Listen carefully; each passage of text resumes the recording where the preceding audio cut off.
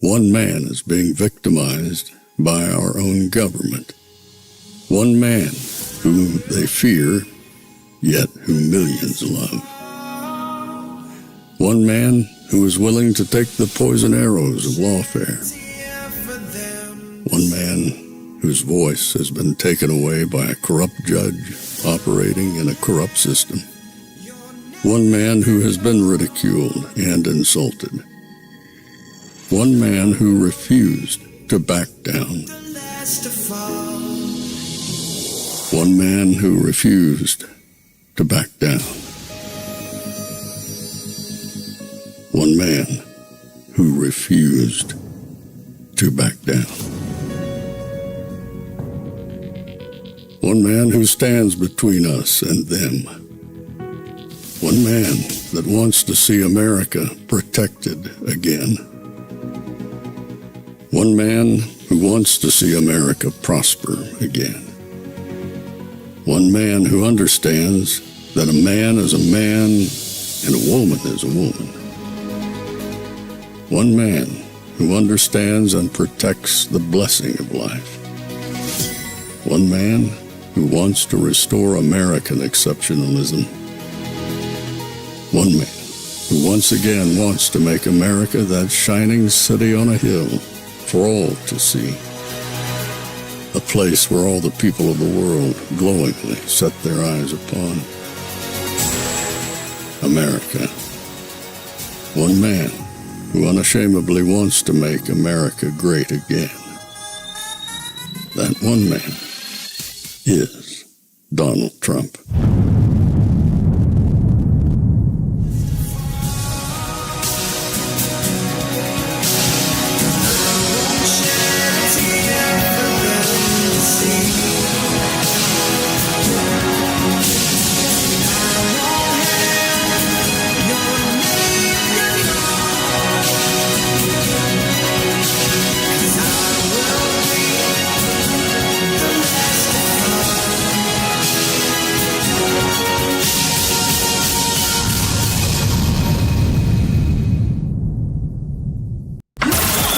This is Fanfare with Barry Cunningham. There probably isn't another human being on the planet right now capable of providing more of an electric jolt to the Democrats' most winning coalition than President Barack Obama. Barack Obama really has become the country's chief explainer in chief, the person who wants to explain the moment we're in, the position we are, the stakes. He's obviously one of the best, if not the best, orators in politics that we've seen in many years. And the good news is that you have candidates to vote for in this election that demonstrate that kind of character, who know what real strength looks like, who will set a good example and do the right thing and leave this country better than they found it. So, Pennsylvania, that is the choice in this election.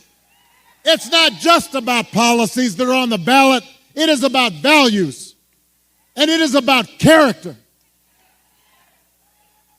So whether this election is making you feel excited or scared or hopeful or frustrated or anything in between, do not just sit back and hope for the best. Get off your couch and vote. Put down your phone and vote. Grab your friends and family and vote. Vote for Kamala Harris as the next president of the United States. Vote for Tim Walz as the next vice president of the United States. Vote for Bob Casey and this whole incredible Pennsylvania Democratic ticket. Help your friends and family members and neighbors and co-workers do the same. Because if enough of us make our voices heard, we will leave no doubt about the election outcome. We'll leave no doubt about who we are and what America stands for. And together we'll keep building a country that's more fair and more equal and more just and more free. That is our task. That is our responsibility. Let's go do it. Thank you, Pittsburgh. Communities. I can't stand that man. I don't know. I guess I'm one of the, the black men who's supposed to, admire and bow down to Barack Obama. Yesterday I did a show about Elon Musk and certain words that are now being used, and you could almost see when things changed, when Obama got involved with doing different things. He's an embarrassment to me. I know there are some people who just regard him as like the best president ever solely because he was black, solely because he was a good orator. But now, what he's been relegated to is a relief pitcher. They're coming in and asking him basically, hey, stop the bleeding. Do what you can do. These guys are teeing off on Kamala, and I don't know what we're supposed to do. Well, you're not helping.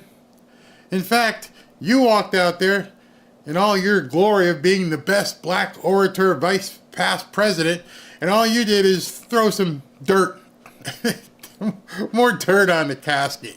It's not working. You're running out of ideas, you're running out of time, and nothing is working. In fact, what you did was actually piss off black men. Imagine that. You did the exact same thing that Dementia Joe did a couple years ago. You basically came out, you ain't black if you don't vote for Kamala Harris. That's what he basically came out and did. Listen to this. Is that we have not yet seen the same kinds of energy and turnout in all quarters of our neighborhoods and communities as we saw when I was running. So, I'm upset because you guys ain't doing what you're supposed to do. Like when I was running, y'all came out there and you supported me. You got your other brothers in the hood to support me. But now, Kamala Harris is running and y'all ain't doing what you're supposed to do. Did it cross your mind, Barack, that maybe they don't like her? Maybe she's a phony. Maybe she's a fraud. Maybe, and I'll be the one to say it, maybe because she's a black woman. Oh, that's some third rail stuff right there. Trust me, I've been in enough barbershops. I've talked to enough black men. This isn't racial because I'm a black man, so I can tell you about this. Deep down, there are many, many, many black men who do not want a black woman telling them what to do. Let me be the bearer of bad news. I'm sorry. Sounds bad. It is what it is. Don't take it from me. Ask some of your black friends who will speak openly to you, and they will tell you they don't want no black bee telling them what to do. And you can fill in what the word bee means. That's how they really feel. And you know what? They're not the only ones who feel that way. Nope. A lot of Hispanic men are like, oh, no. Black men that want to stay in a household and Hispanic men that run their household don't want women telling them what to do. Now, I know I'm touching third rail stuff here, and there's probably some women watching this going, Barry, that's sexist, misogynist, put whatever adjective you want. It's called truth. I'm sorry to be the one bringing that information to you. It is what it is. That's just what we got to call it. And there's nothing Barack Obama can do at this point. Now, I also want to say that seems to be more pronounced with the brothers. With the brothers. So you're going to go get all hoodie on me now, right? You're going to get hoodie with us. With the brothers. The brothers ain't doing what they're supposed to do. Dude, number one, you ain't my brother. Trust me, you ain't my brother. And number two, this isn't Superfly movie. No, it ain't none of that, yo. So if you don't mind, just for a second, I'm going to speak to y'all directly. Just in the mannerisms and way he's speaking, I would have been like, save that shit. Okay? I'm a college-educated black man. Stop with that hood stuff that you're trying to talk. You're talking to the wrong audience. And say that when you have a choice that is this clear, When on the one hand you have somebody who grew up like you, knows. Kamala Harris didn't grow up like me. She didn't grow up anything like me. She has no idea how I grew up. How does Barack Obama know how each one of these gentlemen grew up? Man, that's a generalization that pisses me off, my brother. You don't know nothing about me, yo. And you're telling me I should vote for her because, she grew up like you. Went to college with you. She didn't go to college with me. I'm pretty sure she didn't go to college with me. Matter of fact, I'm positive she didn't go to college with me. I'm pretty sure she went to, I think it was an HBCU. I didn't go to an HBCU. So you're telling me all these gentlemen went to HBCU colleges? Understands the struggles and pain and joy that comes from those experiences.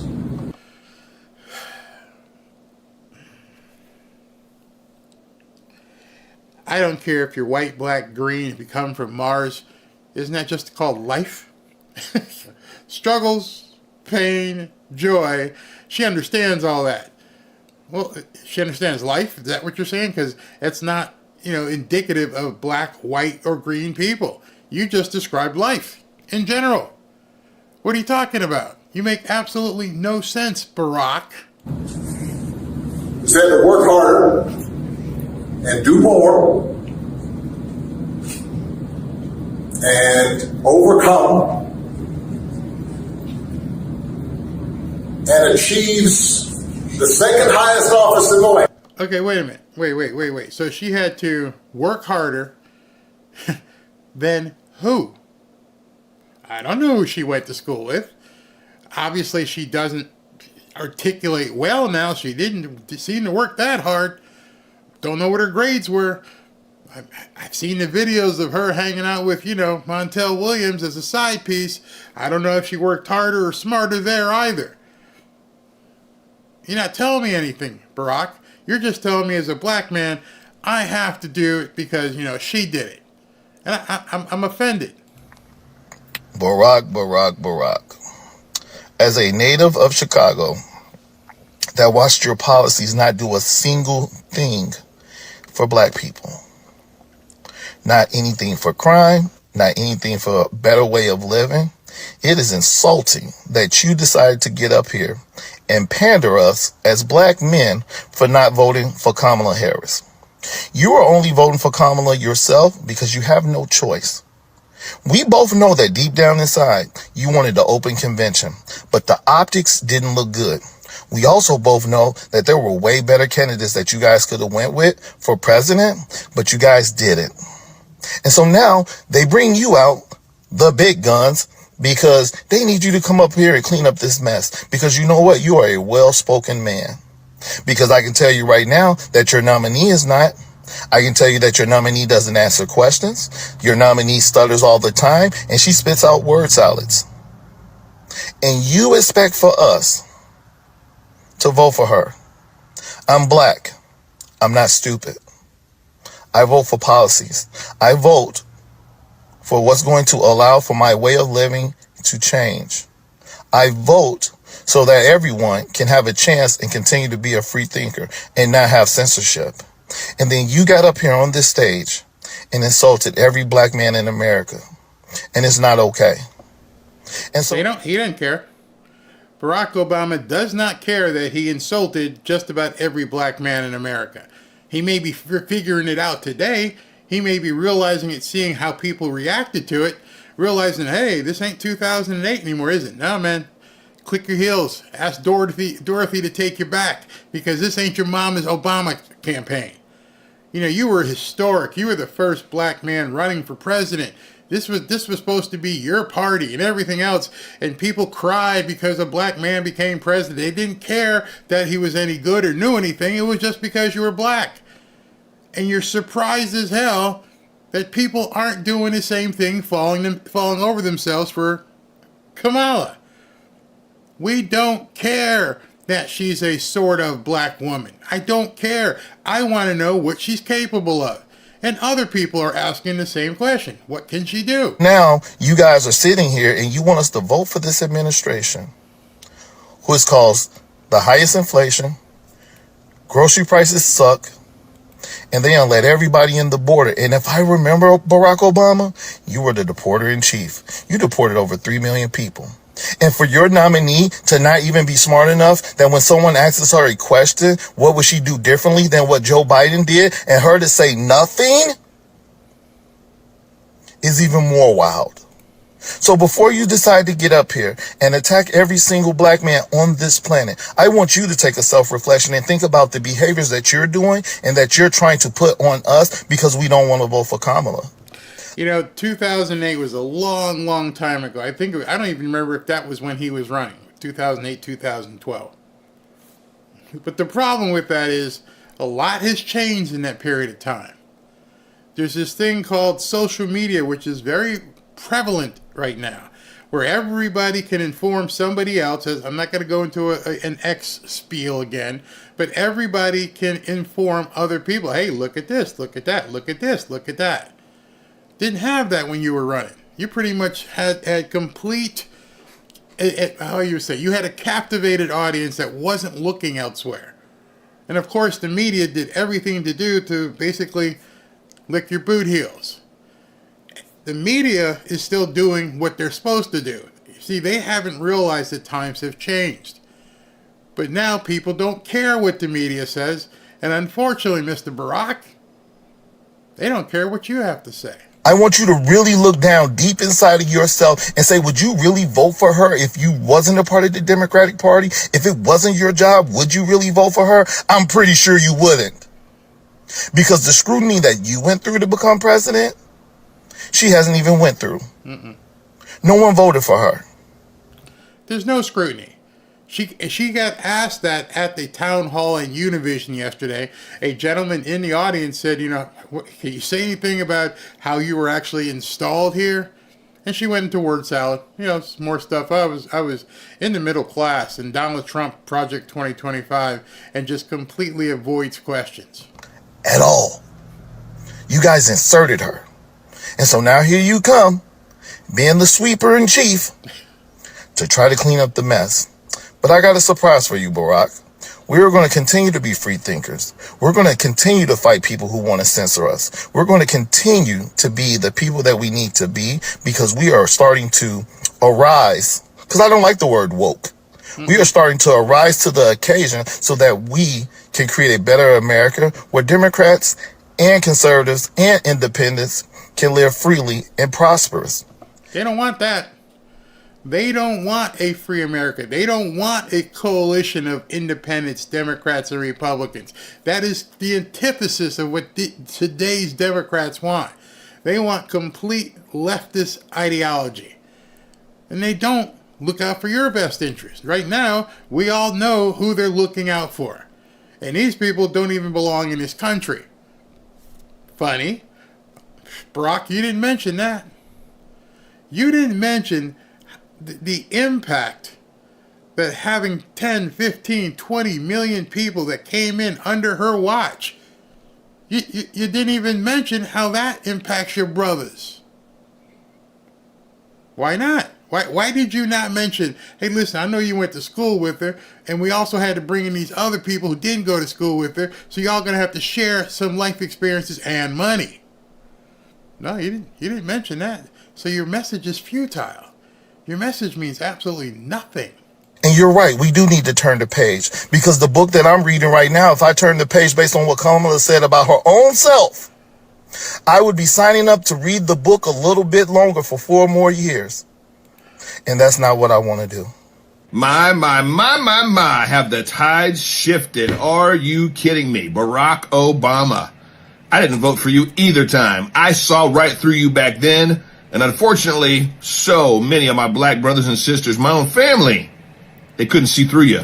But now they can. You coming out trying to shame black men into voting for Kamala? Are you freaking kidding me? You sound like a slave master trying to get your slaves back on the plantation. Well, Barack Hussein Obama, you know, I always appreciated the fact that Obama as an acronym could also be mentioned. One big ass mistake, America. You didn't do nothing for the black community when you were in office. You pandered to the LGBTQ community, though. Truth. Truth bomb. Speak it, David. Speak it. That's where it all started. He pandered to every single one of those fluffy-haired, blue-eyed, blue-haired, whatever they are, nose ring. Oh, yeah, he was dead on in that. Oh, yeah, you pandered to them. You lit up the White House in rainbow colors and everything. What'd you do for the black community? What'd you do for America? No. Other than just inflame the race tensions in America. Yeah, that's right. You invited Black Lives Matter to the White House. You shamed Dallas police. David's hitting hard here. He's hitting hard with truth. The kind of truth that you wonder, if you really are a brother, why didn't you bring all this stuff up, Barack?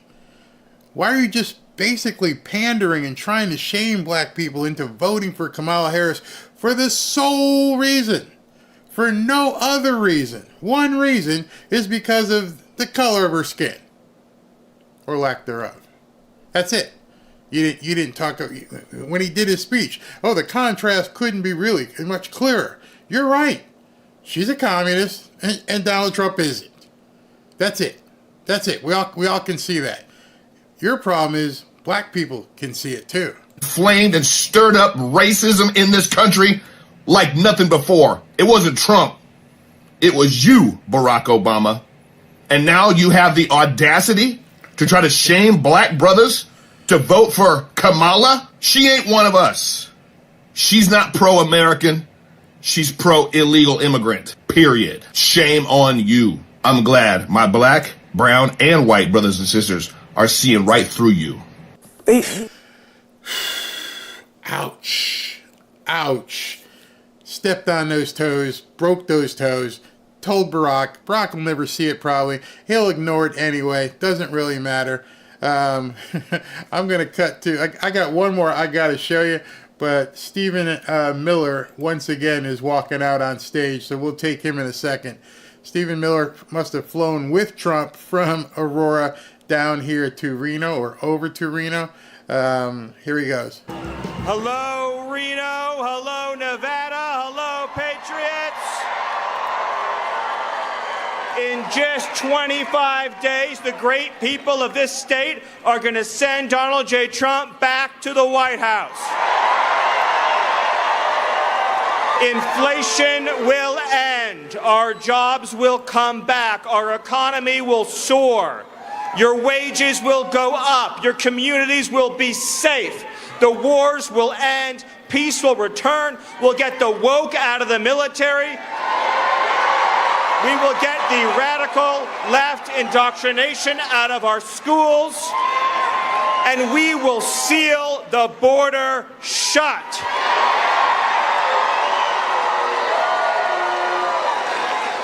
On November 5th, you will send Donald Trump back to the Oval Office to liberate the United States of America.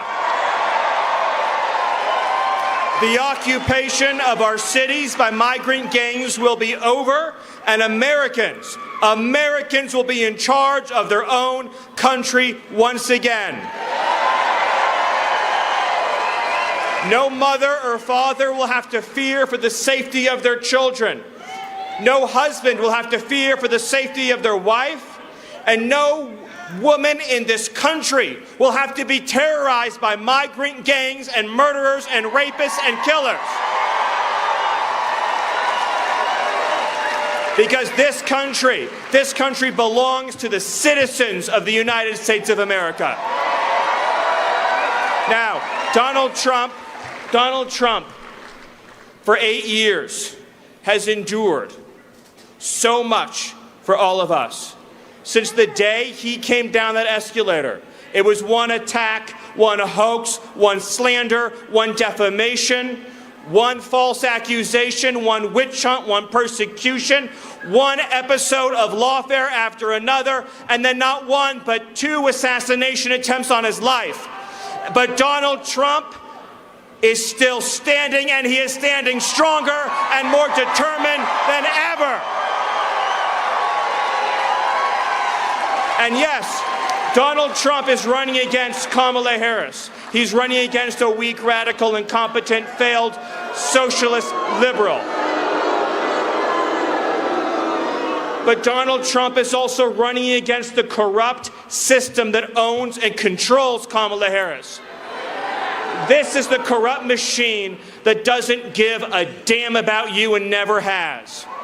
This is the corrupt machine that for generations has sucked the wealth and jobs and vitality out of this country. This is the corrupt machine that suppresses your free speech, that crushes your liberty, that tries to violate your rights, that tries to indoctrinate your children, that believes that unelected bureaucrats in the deep state, at DOJ and the Defense Department, know better than the actual citizens of this country. The big donors, the big banks, the big special interests, all of the forces conspiring and colluding to take away your voice, to take away your future, to take away your hopes and your dreams as Americans. Donald Trump is fighting every single one of those forces so that you can have your future back. So ladies and gentlemen, I need you to reach deep. I need you to reach deep into your hearts and your souls and organize for the next 25 days. Mobilize. Get out that vote. Scratch and claw. Go through every contact you have. Do the work. Dedicate yourself and pledge yourself to this simple mission. Deliver the state of Nevada to Donald Trump and deliver Donald Trump back to the White House. Thank you. God bless you. And God bless the United States of America.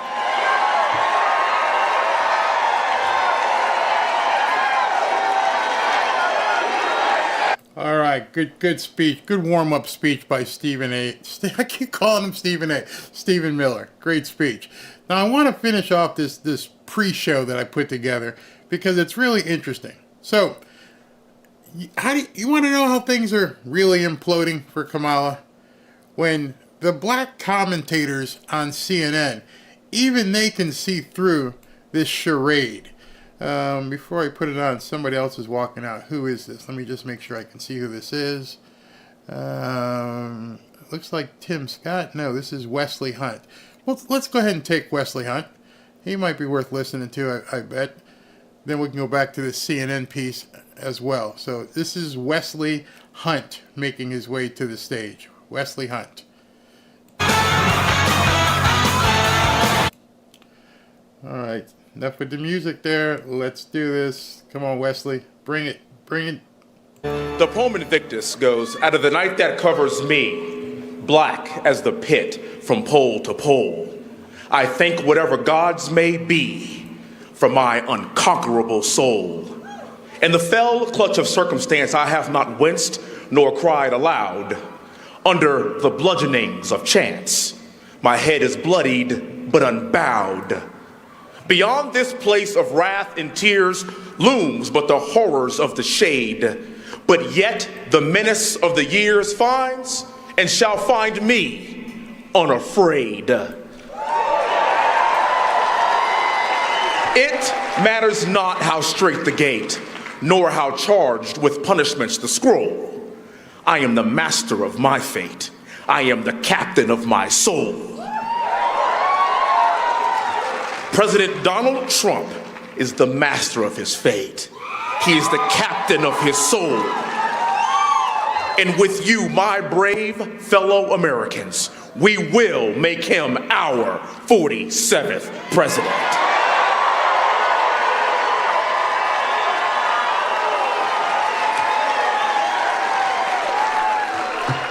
I've had the honor and the privilege of traveling with the president today, and I'm here to tell you he wants to fight for you every single step of the way. He wants to fix our border. He wants more money in your pockets. He wants us to be safe again in our country.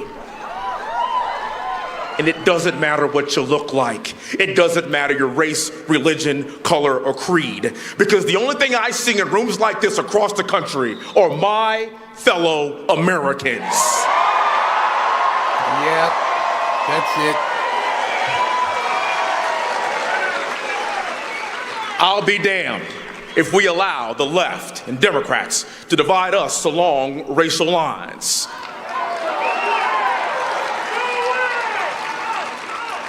You see, I'm a West Point graduate. I'm a helicopter combat pilot. And ladies and gentlemen, I'm going to tell you something. I know a fighter when I see one. President Trump took a bullet for everybody in this room. And the unbending resolve that he displayed when he stood up and told us all to do what? Fight, fight, fight. We have a fight on our hands, ladies and gentlemen. We have 25 days until we get to dictate the future of this great nation. A nation that people are willing to die for. A nation that people are willing to sacrifice it all for. And what I do know is that the resolve of this movement that I have seen across this country will prevail.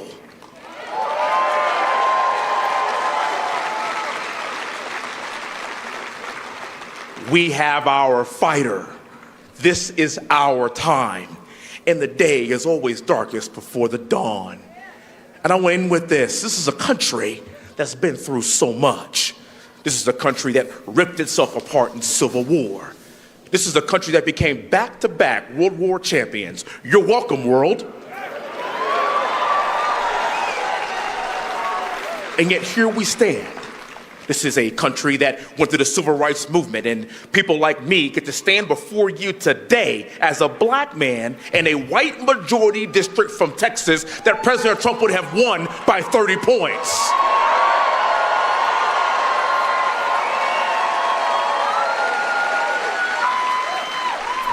This is a country that endured the Vietnam War. If you're a Vietnam veteran, if you're here right now, please stand to be recognized. Thank you. Thank you. You didn't get your just due, and I'm giving it to you now because I came home to your heroes. Welcome. This is a country that went through 9/11, where 5,000 Americans evaporated just like that. And do you know, for the next week, you couldn't go online and buy an American flag because they were all sold out. Don't forget. And if we as a country can survive all that, with Donald Trump's leadership, I can assure you, we will survive Joe Biden, Kamala Harris, and Mr. Walz.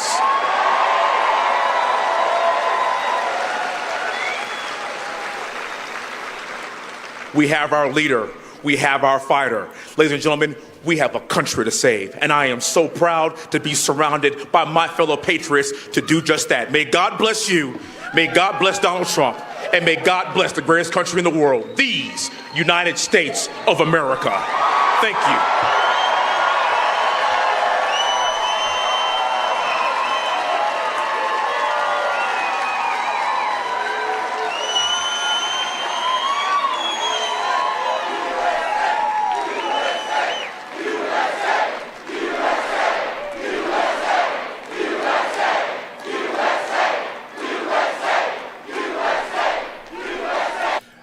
I'm sorry, cutting back here because I'm seeing if Robin or somebody wants to take over the controls because I'm ready to go run through a wall.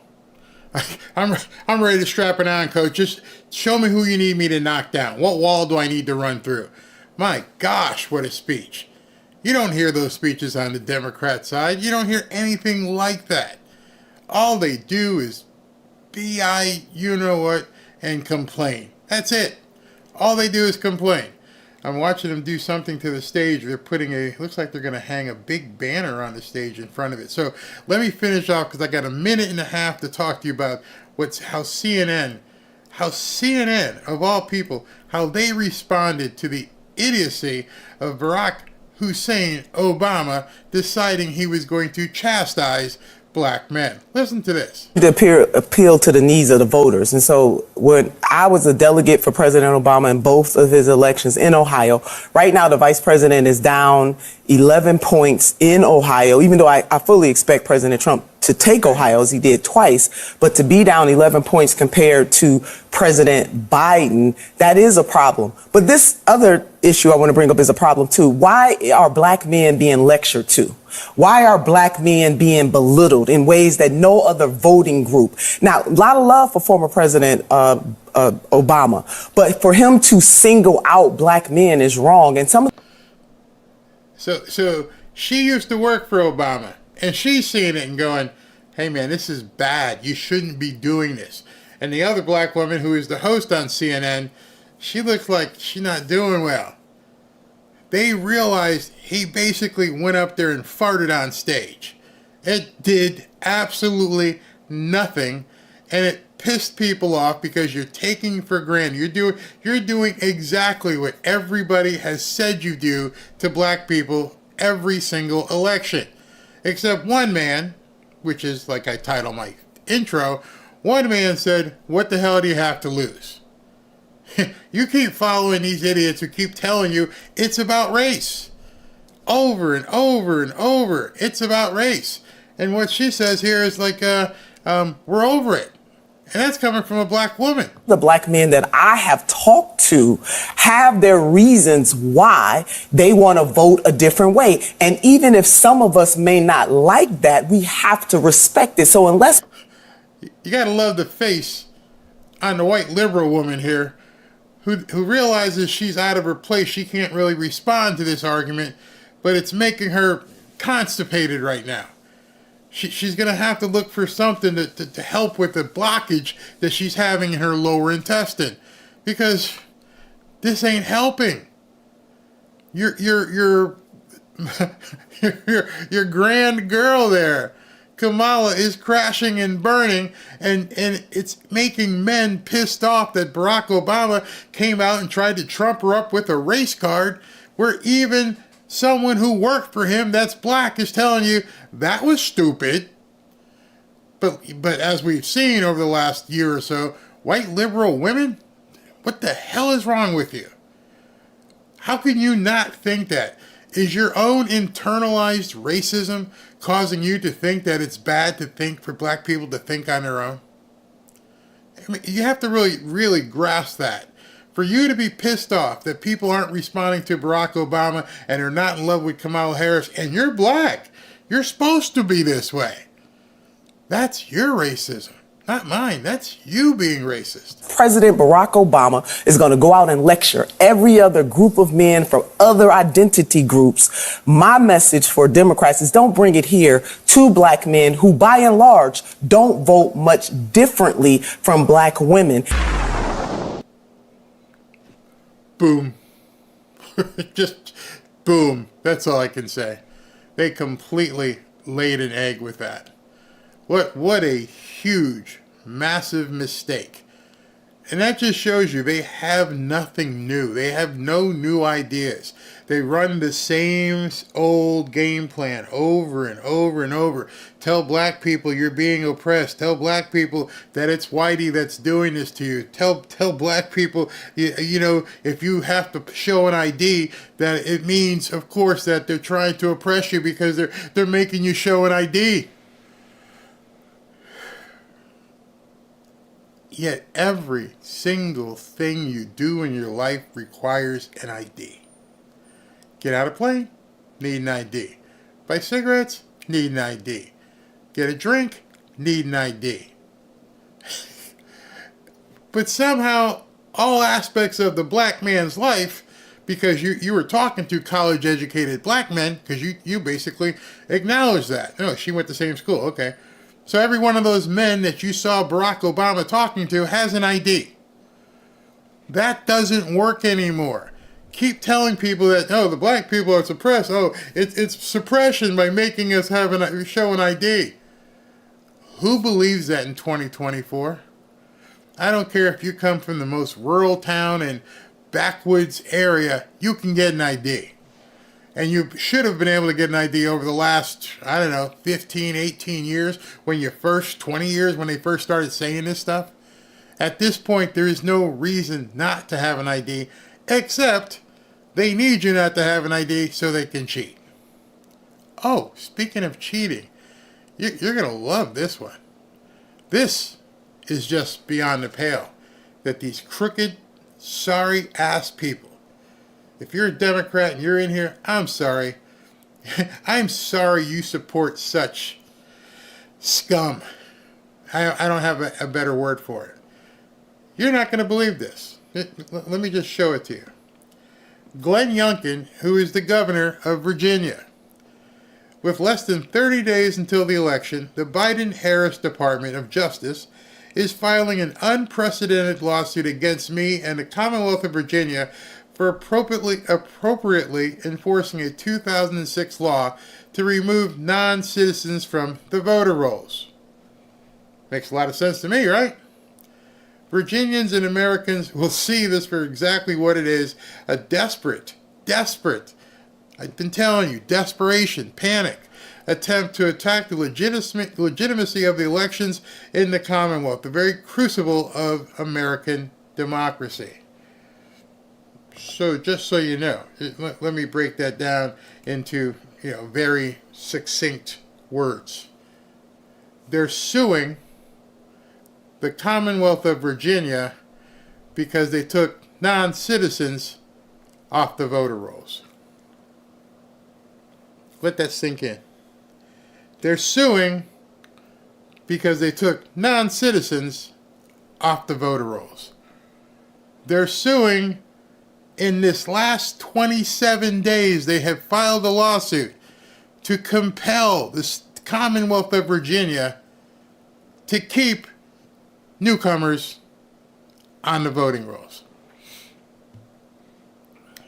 Can anybody give me any legitimate reason why the Department of Justice of the United States would be trying to force a state, a commonwealth, to allow these people to stay on the voting rolls? What is a legitimate reason any state or commonwealth in the country should have to do that? When I made the video, this morning I think I posted it, and it was like I talked about it being a panic. Tomorrow morning I have a video about more desperation. This came out, just so you know, let me put it back up there again. This came out from Glenn Youngkin at 5:53 p.m. Yep. There's your Democrat Party. There's your Democrat Party that is basically telling the world right now, we can't win with this woman. Everything that Barack Obama did yesterday, it fell flat on its face. It didn't work. We're screwed. What do? Well, go file a lawsuit and see if we can't make them put all those newcomers back on the voting rolls. We had it stacked. We had it stacked with all the newcomers we were possibly going to need to turn these states, and they purged them. Oh, crap. What do? We need to go into court, find a judge who will even listen to this crap, and tell them and force them to put the newcomers back on the voting rolls. And the worst part about it, they might get it. They might find a judge that says, okay, let's do it. Let's keep Trump out the office. Let's put, 200,000 of these people back on the voter rolls in 27 days in. When I'm telling you she can't win, when I keep telling you there's a landslide, when I keep telling you it's over, she's burnt toast, that's why I'm telling you they are trying everything at this point. Literally everything. Poo-poo at him, do what they can, shoot down his plane, all kinds of different shenanigans to see if they can't stop what's coming. And they know they can't stop it legally whatsoever. So now they want to put non-citizens back on the voter roll. I would love to sit in that courtroom and just hear the argument. So, Your Honor, can you let them go first? Because I don't know what the hell they're talking about. And let the Department of Justice, Merrick Garland's employees, let their employees get up in front of a judge and tell people why you need to have newcomers on voter rolls. I don't know why every person in Virginia isn't running to that courthouse and screaming and doing as much of a protest as they do for everything else for BLM, y'all need to get to that courthouse. Y'all need to let that judge know, are you effing kidding me? Are you even entertaining this? You haven't just dismissed it and told them to go pound sand? You even want to have a discussion as to why newcomers should be on voter rolls for this election. They're trying everything they possibly can do. Everything that they possibly can do. And when I say everything, I want you to know it's everything. I'm trying to see if I can find this information. Something happened today. It was really, really scary. I mentioned to you that the reason why Trump is late and why he comes out late, because he's having to change times, appearance, where he's going, using a body double, doing different things. Well, at this point, Trump has requested military aircraft and a convoy of vehicles, Humvees and everything to protect him. All kinds of stuff. And it just keeps getting worse how badly they want to take this guy out. And wait till you see this one, okay? This is where we are in this country. And we have a president and a vice president who are dragging their heels on it. Trump has begun traveling with additional decoy planes and dividing his motorcade at times and putting Trump in nondescript planes that do not have his name on it instead of his longtime 757 jet due to security challenges, security concerns. So somewhere they have found out that there still is an active campaign to take this man out. And he's traveling with like a shell game. Let's send this plane, let's send that plane to Reno, try this plane, have it land at this airport, have these limos go here, and at least I can tell you that the man has arrived in Reno. He's walking out on the stage, looking healthy, looking pumped from this afternoon. Let me let you see it, but I am, of course, going to have to cut the music. Somebody says Georgia and Arizona are trying to cheat as well. So let me let him up so you can see him walking in. All right. And there is Donald Trump. I can't believe it. I can't believe this man is having to jump through hoops just to stay alive. Doing everything he possibly can because they won't stop trying to kill him. They will do everything in their power to take this man out. It just doesn't make... This is the United States. This is the United States in 2024. And you're telling me we can't protect this man? We have to use decoys? We have to use all these games and different things to try and make this guy stay safe? And we're talking 20-something days away from the election and we can't do it? I mean, it's just insane. I mean, just completely insane. And the insanity is ramping up. Because right now, they know. I've been telling you over and over about the whole black vote and how the math just doesn't work. I've been telling you. I've been telling you about the Hispanic vote. And now it's catching up to everybody, and everybody's realizing at this point she can't possibly win legally. It's long time over. It's done. It's toast. I will stand by that. I will say it until I'm blue in the face. She cannot beat Donald Trump legally. So now they're going to ramp up whatever they can do to try and take him out. Pray for him. Pray for this man. And they're also going to try and get as many of these states and force them to allow newcomers on the ballot. Supreme Court's back in session. I'm pretty sure at this point this is going to make its way to the Supreme Court. All right.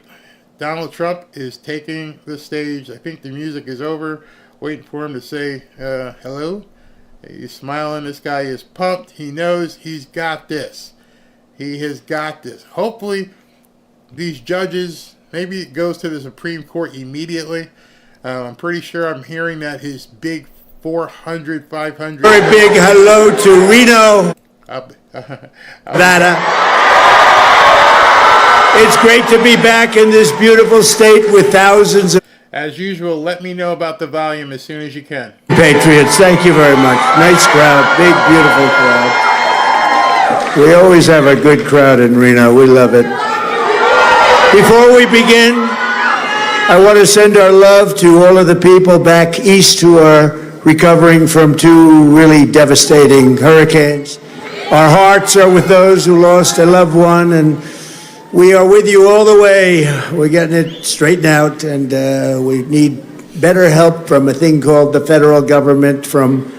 We need better help from, I guess you could say, from Kamala. They've been very bad. They've been in particular bad to North Carolina and other parts that were really devastated, really bad, but we have to get them on the ball a little bit. God bless them all. God bless you all. Thank you very much. 25 days from now, we are going to win Nevada. We are going to defeat Kamala Harris, and we are going to make America great again. From the very beginning of this journey, I have been on a mission to rescue our nation from a failed and corrupt political establishment, and it is corrupt. And to give you back the country that you believe in, the country that you were born in, and the country that you deserve, and we're going to do it. In that mission, I will never quit, I will never bend, I will never break, I will never yield, not even in the face of death itself. Won't happen. As you know, I'm putting everything on the line to fight for you, and I am also only asking you for one thing. Vote. Get out and vote. Early mail-in voting is underway in Nevada right now, so return your ballot today. Vote Republican at every level and go. And we know that you're going to vote for Trump, and we're going to make America great again. We're going to turn around our country so fast. Yesterday, it was announced that inflation surged viciously again last month, coming in at a much higher number than anticipated. Your food prices went way up, higher than expected. Your rent and housing costs went up much more than expected. Your car prices went through the roof. Yet Kamala Harris has no plan to fix it. You ever hear her? She goes, well, no, we did everything wonderfully. The place is falling apart. Then she's got ideas. I know what I'm going to do. Why didn't she do it 3.5 years ago, right? Kamala has already cost the typical family $29,000 with her horrible inflation and the cost of inflation. Yet she said this week, when asked the question, that she can't think of one thing she could do differently, right? So, you know what? Take a look at the video. We're going to talk about that. Take a look, not one thing. Take a look at this.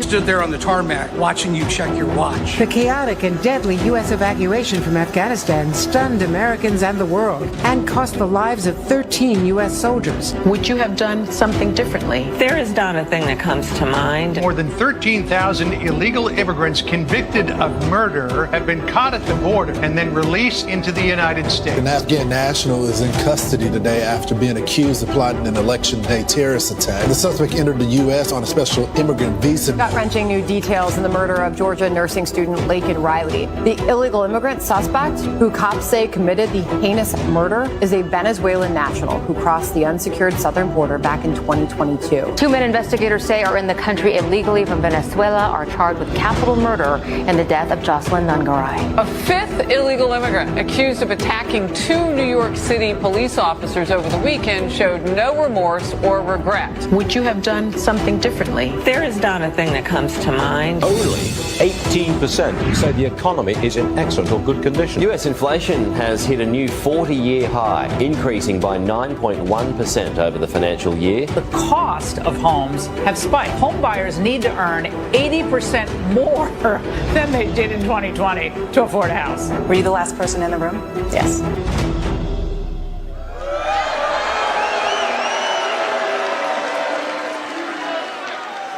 So that answer.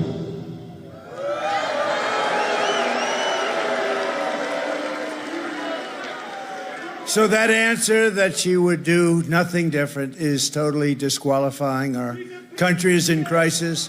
We don't need 4 more years of gross incompetence, radicalism, and failure. We need strong leadership. We're going to change it. We're going to do such a great job. Your head's going to spin. Your head is going to spin. It's time for the people of Nevada to tell Kamala Harris. Does anybody know the name Harris? If you say Harris, everybody says, who the hell is Harris? That we've had enough. We can't take it anymore. We're not going to take it anymore. Kamala, you're fired. Get out of here. Get the hell out of here. Get out of here. So bad, the worst we've ever had. Look, he's the worst president in the history of this country. The worst. And she's the worst vice president. And she's actually worse than him, okay? We defeated him, and then now we have to defeat another one. I shouldn't have defeated him. It would have been just as easy. Think of it. I spent $150 million to beat him, and then we had the debate, and then everyone said he's out of there, so they got him out. It was a coup, you know. It was a coup. He hates Kamala more than he hates me, in my opinion, and that's a lot. And the problem is that she is actually less competent than him, and that's hard to believe, actually. With your vote in this election, we will quickly defeat inflation, and we will make America affordable again, because you have such a problem. On day one, we will unleash American energy, and I will cut your energy prices in half. 50%. I'm going to cut them. Within 12 months of taking office, we're going to cut them in half. We're going to cut them down 50. You know why? Because we have more liquid gold under our feet. I don't have to deal with other countries. All I have to do is say, let's go. We're going to have very large tax cuts for workers, and especially to help the hardworking people of Nevada. We will, listen to this one, no tax on tips, no tax on overtime. No tax on tips. Think of that. No tax on overtime. That's why we're going to win, and service workers in Nevada, they love Trump, and I love you too. Take a little look at this. Everybody, take a look at this. Get your tip money. Harris and Biden have literally unleashed the IRS to harass workers who receive tips. And they just may be coming to your house next. Only President Trump has a plan that ends all taxes on service workers' tips. President Trump, he's on your side. I'm Donald J. Trump, and I approve this message. Trump, he's on your side. I'm Donald J. Trump, and I approve this message.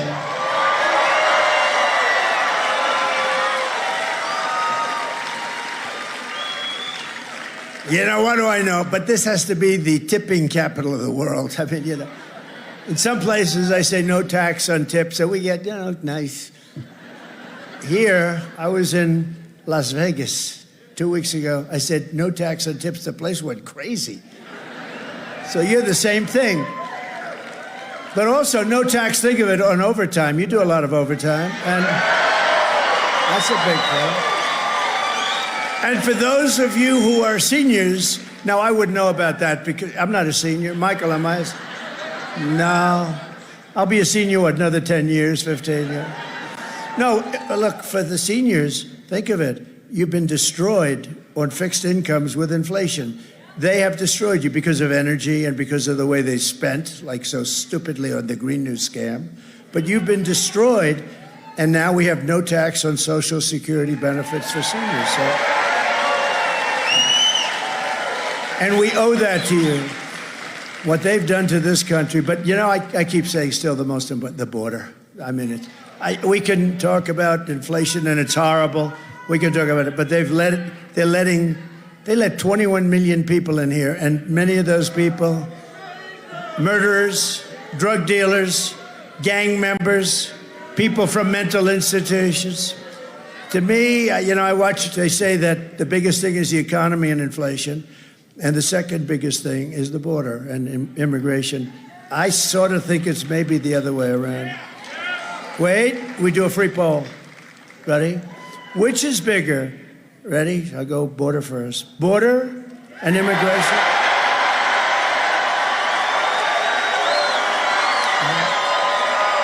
Pretty big. Or the economy and inflation? I've been saying that. You know, in 2016, I won because of the border, and I made it so good. It was so good within 2 months, we had the best border. And that was it. And then I could never talk about it. My people said, sir, they don't want to hear it. You fixed it. But the problem is this border is 20 times worse. What they've done here is crazy. They either hate the country or something's going on. My message to every service worker in Las Vegas and Reno is this. If you vote for me, inflation will end. Your taxes will be cut massively. Your wages will skyrocket. Your savings and pensions will soar. And your retirement will be more prosperous. You're going to be so much more prosperous. You're going to be more secure. You're going to be safer. You're going to have a much better life. Just vote for me. Let's get it over with, okay? Much better life. Much better life. Under Kamala, it will be massive inflation, massive layoffs, massive tax hikes, and massive misery and depression. Depression.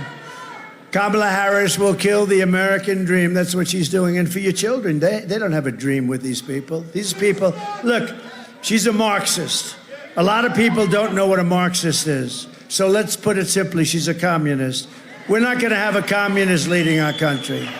She's a communist. She's also known as the taxing queen. She loves taxes. This is the first time I've ever seen, I've been doing this stuff a long time, only for a short time on this side, but I became president. But I've been doing it for a long time on the other side, writing checks and so I can contribute to guys like Senator John Cornyn of Texas and all. But I've never seen ever, all these great politicians are over here, where somebody's campaigning on massive tax hikes. She's campaigning, we will raise your taxes. And people, some people, they're not the smartest people, but they can, oh, thank you very much. I've never seen it. I've always heard politicians say, we will cut your taxes. Sometimes they don't mean it, but they say it. But these people openly say that they're going to raise your taxes. Well, let's give her credit for one thing. It's probably the only thing she's honest about. She's going to raise your taxes at levels never seen before, and she's going to drive out all the jobs in the country that I created. Her plan will raise taxes for the typical American family by at least $3,000 a year. Watch this tax video. You have to watch this. There are many different tax policies which could cripple the economy, but the first thing she wants to do is allow these Trump tax cuts to expire. Even the New York Times admits that 85% of the middle class got a tax cut. Americans will face a hike. The Tax Foundation finding that a couple with 2 kids making $165,000 a year would have to pay over $2,400 more in taxes. And on day one, I will repeal that tax bill. Joe Biden and I are about to work to get rid of that tax cut. Joe and I are about to get rid of that tax bill. Joe Biden and I are about to get rid of that tax cut. Everything from a 70 to 80% tax rate. I think that's fantastic. We've got to increase the corporate tax rate. Part of that is going to be about repealing that tax bill that they just passed. And also looking at estate taxes are going to have to go up. We will tax capital gains. But we're going to have to raise corporate taxes. Taxing unrealized gains just doesn't seem fair in any sense of the word. When the value of your home goes up, you pay higher taxes even if you don't sell your home. Your value of your home never moves the way the stock moves to say, we're going to tax what you don't have. That's a sore point, and it's a big deal. Is that something you think she firmly believes in? I think it's part of the proposals of the campaign. Under my plan, there will also be a carbon fee. There has to be some connection between the fee and bad behaviors, and there has to be, in that we have to monitor whether it's going to be passed on to consumers. But I'm going to tell you that should never be the reason not to actually put a fee, and in particular, carbon fee. To actually put a fee, and in particular, carbon fee. Kamala Harris is going to significantly raise taxes, Taxes are going to have to go up. Kamala's plan, worse, with even higher taxes. Taxes are going to have to go up. President Trump will cut taxes again. No taxes on tips, overtime, or Social Security. I'm Donald J. Trump, and I approve this message.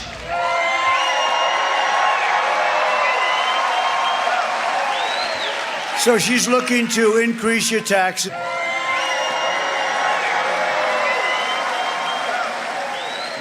So she's looking to increase your taxes, the biggest economic disaster it will be in American history. I will deliver, and I'll tell you what, we're gonna show you some things pretty soon that are gonna be amazing. What we've done compared to what they've done, we've had the most successful presidency ever. They had a disaster. They've had a disaster. The biggest inflation ever. We talk about the senior citizens. The only reason I did that for the senior citizens is they've been devastated. It's been taken away from them. Everything's been taken away because of their inflation. So I'll deliver the biggest economic boom in American history. It's going to be the biggest. Take a quick look. You see what that says? But let's get back to business, because who the hell cares what it says? Look at that. I love the unrealized capital gain. In other words, it's an unrealized gain, but they're going to tax it anyway. That's a beauty. That'll be the first in history. And in Detroit yesterday, we had a great day in Detroit because we announced we're bringing the car industry back at levels never seen before. And we're going to make interest on car loans fully tax deductible, because affording a car is essential to restoring the American dream. We're going to restore the American dream, to bring jobs and factories and wealth racing back to the United States. We will have a 15% made in America corporate tax rate, cutting the tax from 21 to 15, but only for those who make their product. Remember this.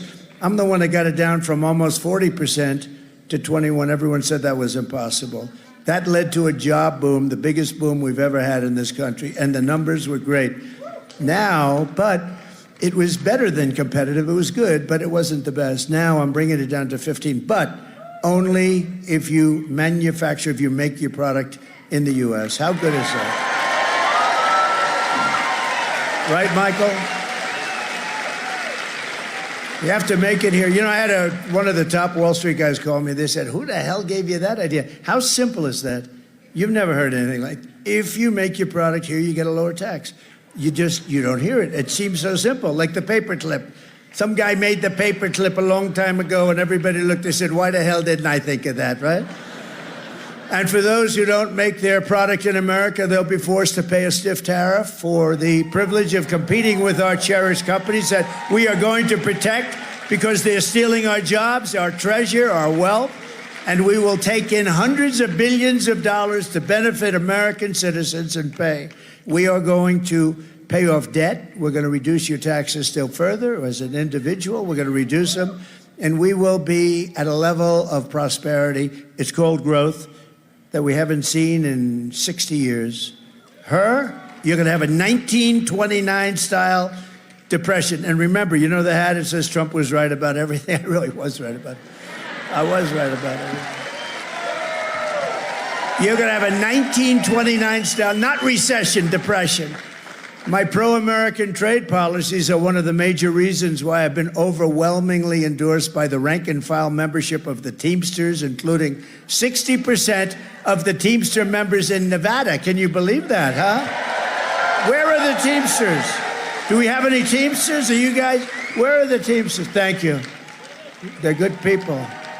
Traditionally, they go Democrat, but we got all over the nation, they endorse Trump, along with the police, along with the firefighters, along with everybody.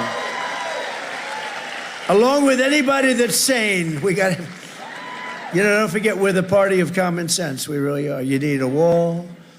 You need good elections. You need a fair press. You need a lot of good things. You need a lot of good things, and we're going to have very good things. And you don't need criminals coming into your country either, by the way.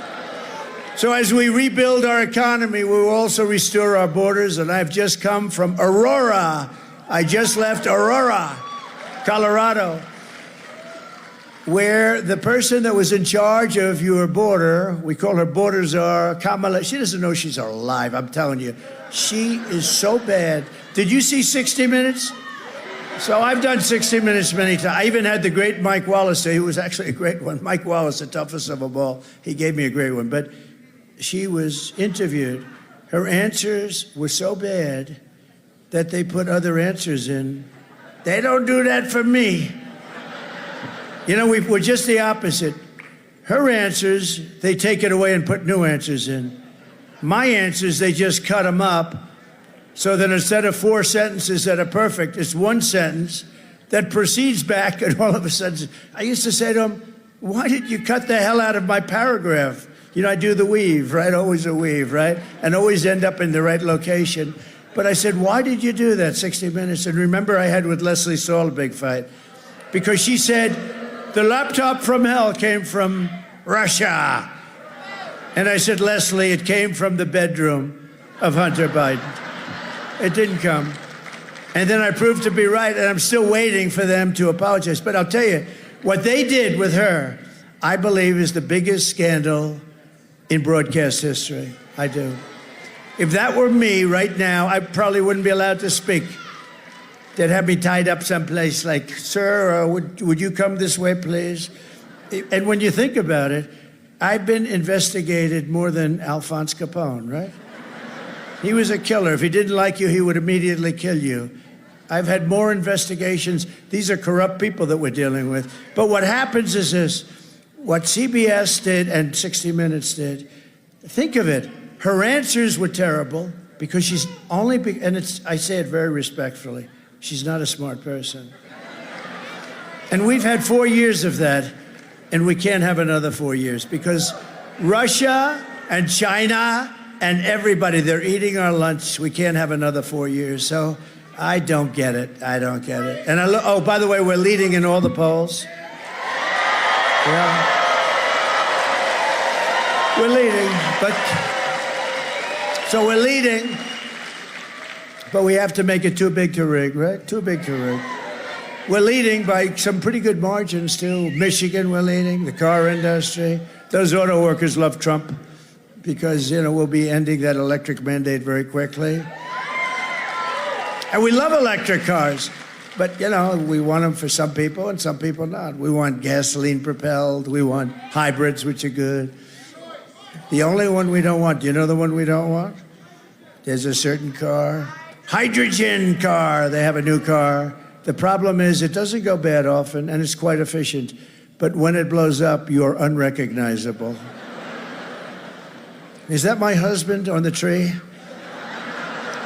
Let me take a look. I can't tell. I can't tell. No, I don't want that one. I'm not going to do that one. They say they think they can fix it. The word think is not acceptable. We think we can. So we'll forget about hydrogen, right? But we have a lot of alternatives. And, you know, we got the endorsement of Elon Musk, you know that, right? And he said it's absolutely imperative we're going to save our country. I have to win. He gave me the strongest endorsement. He's a great guy. And he makes some great things. He helped us so much with North Carolina and Georgia. He sent his Starlink in. They had no communication whatsoever in some area. And they said, sir, do you know Elon Musk? I said, I do. Do you think you could get a Starlink? I said, what the hell is that? Explain to me. But essentially, it's an unbelievable form of communication. So I called up Elon. Hard to get because it's very successful. I called him up. I said, you know, North Carolina in particular is in big trouble. It's almost been cut off from the mainland. And they have no communication. All their lines are down. This was a terrible thing. And the government's done very little. The federal government's done nothing. She's done nothing. She was like she's doing interviews on these stupid shows, and she's got to get there because they really have problems. But he said, well, I'll tell you. And we talked for about a second, and then I get a message from the people in North Carolina. We want to thank you that the Starlink will be coming soon. I said, Elon, how did you do that? We're talking. You agreed to do it, and now I get a call before we hang up. that they expected to be delivered. Nah, he's a great guy. He's a great guy. Saved a lot of lives.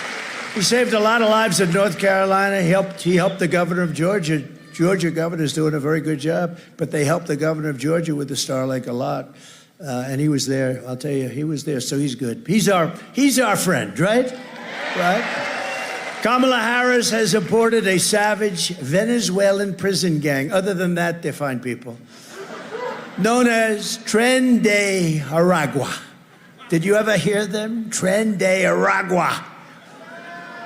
But don't smile, because they'll knock that smile off your face. They're not nice people. That has taken over an entire apartment complex. You know, they are like me. They're in the real estate business. The difference is I do it with financing. They do it with weapons that we've never even seen before. Where did they get these weapons? And is terrorizing the residents at a level never seen. They literally walk in and tell them, get the hell out of your apartment. They took over complexes. And they have a radical left governor who's petrified. He doesn't want anything to do with it. He's afraid. He's chicken shit, okay? He's afraid.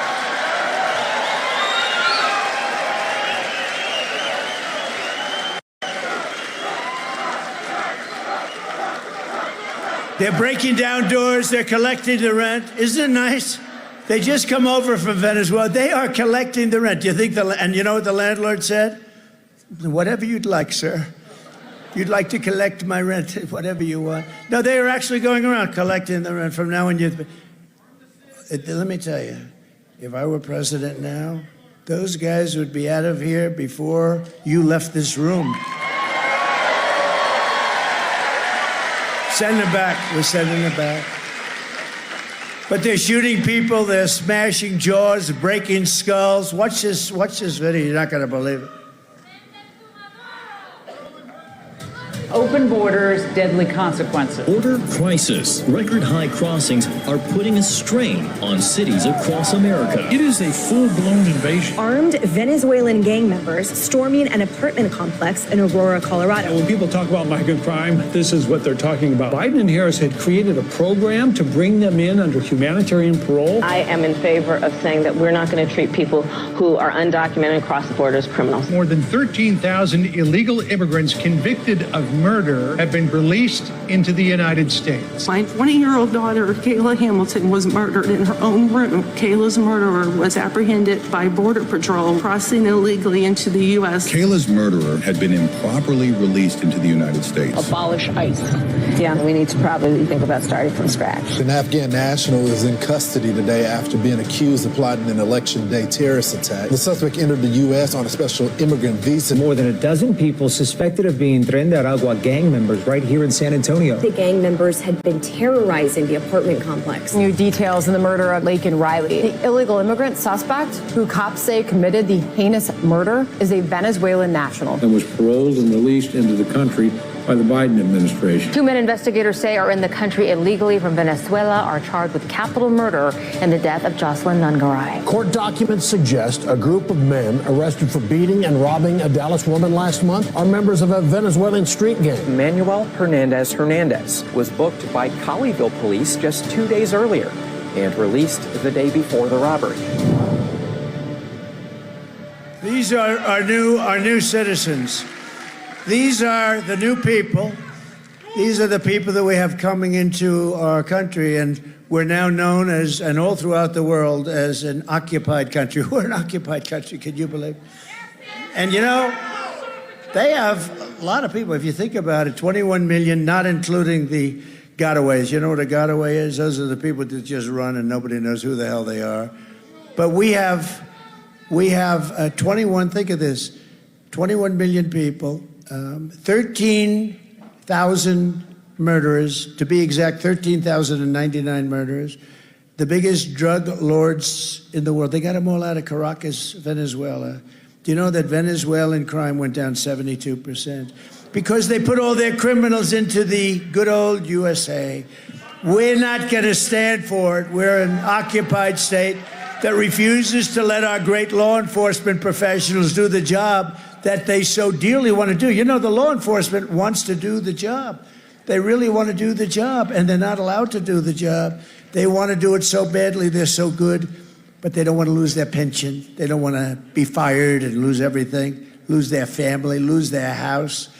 But to everyone here in Nevada and all across our nation, I make this vow to you. November 5th, 2024 will be Liberation Day in America. Liberation Day.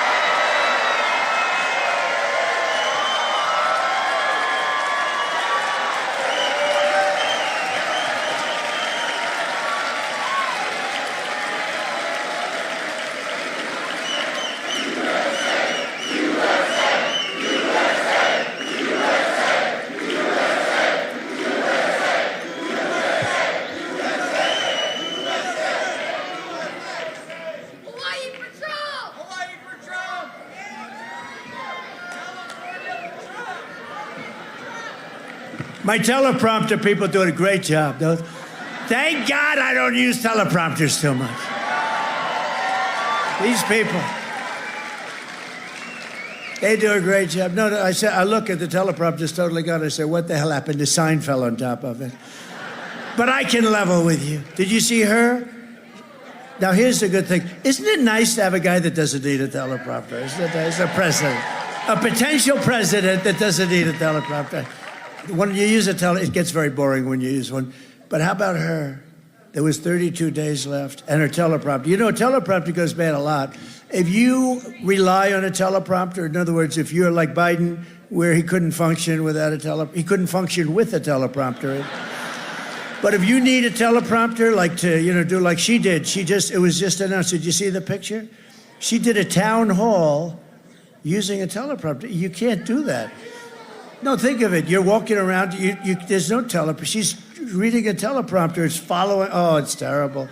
You can't have her as your president. You can't have her as your president. But did you see where she was 32, right? It was 32 days. So she's going, and I'm watching her. I said, what the hell's wrong with her? She goes, 32, and the teleprompter went on. She meant 32 days till the election. So she goes, 32, 32. 32, 32, 32, 32. I said, what the hell is wrong with her? I called the First Lady. I said, First Lady, what the hell is wrong with her? 32. And then, thank goodness for her, the teleprompter kicked back in. But usually it doesn't kick back in. Usually it doesn't. It's, you got to be out there. I would say 5% of the time, if you want to do this professionally, like if you want to run for president someday, no matter how good you run, because I have a guy, Gabe, he's excellent. I've had some real bad ones, but I have Gabe. Some of the bad ones, they go so fast. I will go and pop. I say, slow the damn down. No, a good one is really like gold, right? But I don't use them that much because I find it's very boring. The concept I use, but I don't like it. But if you want to run for president, you have to assume that 5% of the time, even if you have good people, you're not going to have a teleprompter. For instance, when you do outdoors, I was with Bernie Moreno. He's doing very well for the Senate. And I think he's going to win in Ohio. He's got a chance. And I'm way up. And I went out, and I didn't want to do it because I said the weather's too bad, but that's okay. I did it. We had 45-mile-an-hour winds. This is in Ohio. That's like, I thought we were in Scotland, actually. And the teleprompters were bending because they're not strong. They're bending. They're going over. And that didn't matter because within about 2 minutes, they blew off the stage. They actually blew away. And we had 50,000 people. I'm standing there like this. I didn't have any notes, nothing. And you know what? He won the election. Thank you very much, President Trump. He won the election. And other than a few people that saw the things flying away, they flew away beautifully. Nobody even knew. So anyway, no, there's something wrong with her.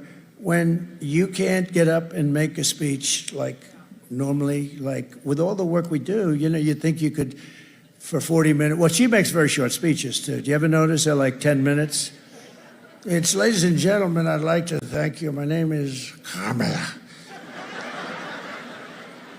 And she'll speak like so routinely. So And I hate the word, they had word salad, the words. I don't like the sound of it, but it's sort of true. You know, they're just words that put together, they don't mean anything.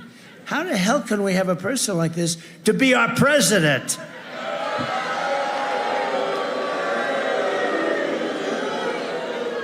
It's crazy. But I will round up the illegal alien gang members and they will be put in jail or thrown out of our country until not a single one is left. And we're going to call it Operation Aurora, if you don't mind, okay? Because they were the first to come. And this is happening all over the country, by the way. If they come back, it's an automatic 10 years in jail with no possibility of parole. Because we don't want them to come back. They got to stay out. And I'm hereby calling for the death penalty for any migrant that kills an American citizen or a law enforcement officer.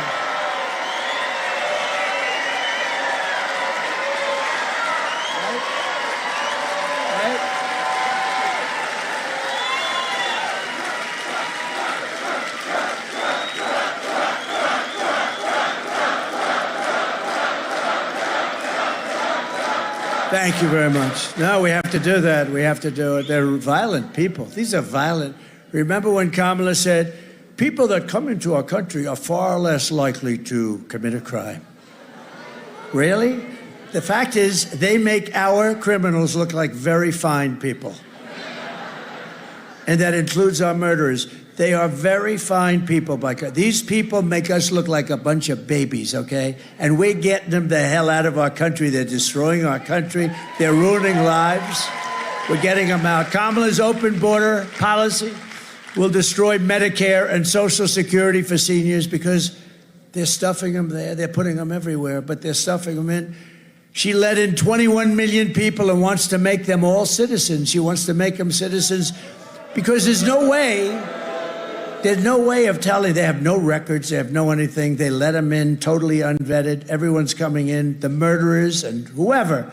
She wants to have them come in and then they can loot, they can plunder, they can take everything that you've made in your life. They can destroy your lives. They can kill you. They can hurt you. She wants to make them all citizens. It's crazy. It's crazy. Remember, we're the party of common sense, and you know that doesn't work. A new study released this week found that if Kamala gets her way, illegal aliens will drain Medicare and Social Security to the tune of $2 trillion. In other words, they'll be useless, they'll be worthless. You won't get your Social Security worth, she'll kill it. And she has no idea, economically, with finance, she has no idea what the hell she's talking about. They ask her a simple question. When they asked her the other question, that was a disaster because she said, yes, I'll change a lot of things from Biden, and then she gets in trouble because he hates her so much. And she, what do you mean you'll change? So now they're fighting. So she doesn't know what the hell's going on. He's angry. Her people want her to say she'll have nothing to do with Biden because he's a disaster. And then she wants to say that she's okay, but Biden doesn't want that. So they go back and forth. This poor woman doesn't know what the hell is happening. I will protect Medicare and Social Security with no cuts. We're not going to have any cuts. And we're not going to raise the age. She's going to raise the age by 7 years on Social Security. We're going to have no cuts whatsoever. And we didn't have any. And there'll be no benefits for illegals, by the way. Already, Kamala is ransacking Medicare to pay for the Green New Scam. Do you know what the Green New Scam is? She actually wants $93 trillion. Think of this. That's bigger than our budget for like 100 years. 93. You know who made it up? AOC plus 3. We said, did you go to college on the environment? No. Do you have anything to do? This is AOC, right? Do you have anything to do with the environment? No. But I've decided that this is the way it is. All buildings in New York are going to be ripped down and new buildings are going to be built without windows. Because you see, a window is environmentally unfriendly, having to do with the heat, the gases, and the sunlight. The ideal building is tall, thin, with no windows whatsoever. It's a hard sell. If you can get somebody to buy it, you can sell anything. It's the only thing. No, they have the craziest thing I've ever. But the total cost is $93 trillion. So if you add us, China, every other country in the world, and gave us about 40 years, we might be able. These people are crazy. They're destroying our country. They use it almost as a method of hurting us and hurting our country. And some countries laugh at it. You know, China laughs at it. Kerry goes over there on his private jet, lands, meets with President Xi.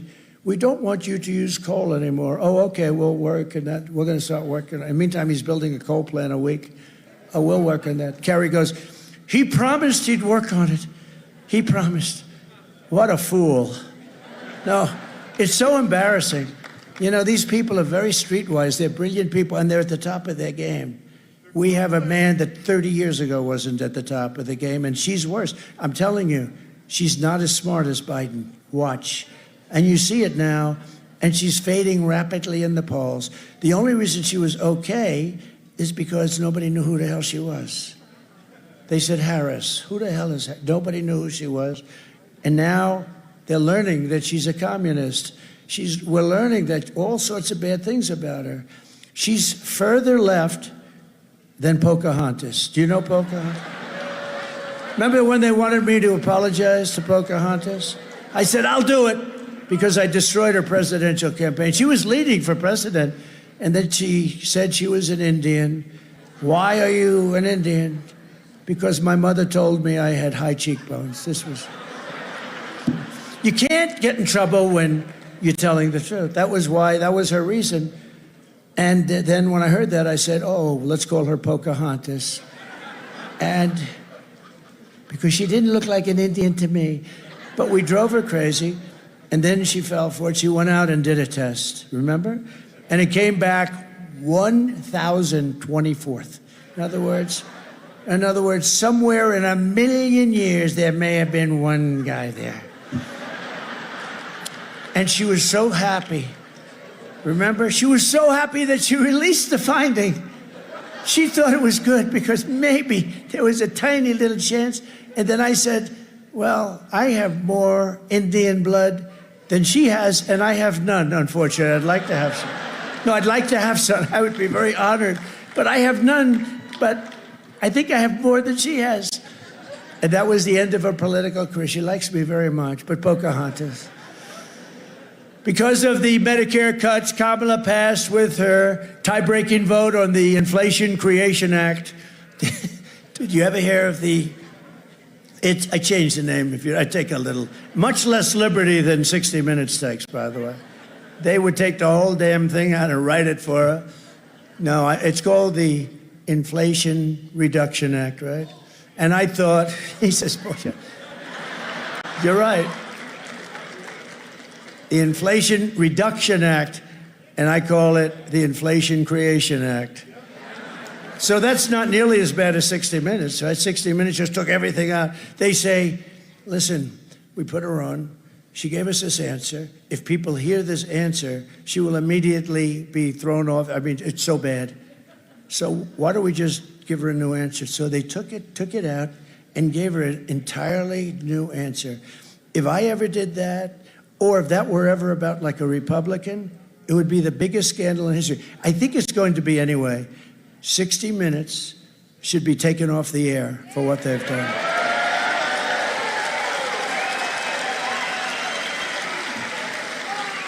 It should be taken off the air. And you know what else, John? They should lose their license, because that's not just a little bad stuff. You know, they have licenses. These networks have they're worth billions of dollars. But the one thing is, it says you have to be honest. That's election interference. They're interfering with the election. Am I right? They should lose their license, and 60 Minutes should be taken off the air. Because of a vote, 560,000 seniors are set to lose their Medicare Advantage plans. Did you know that? Oh, did I ruin your evening? No, it's going to happen in the next few weeks. Because of her vote, 560,000 seniors will lose their plan. In other words, Kamala is shafting fixed income seniors on Medicare to fund $7,500 tax credits for rich people to buy luxury electric cars. You know, we're subsidizing this whole crazy thing with again, I love electric cars, but you can't do this. You can't do this. They don't go far. Lots of little problems. They're made in China. We don't have the material. But you know what we do have? A lot of gasoline is down there. A lot of gasoline.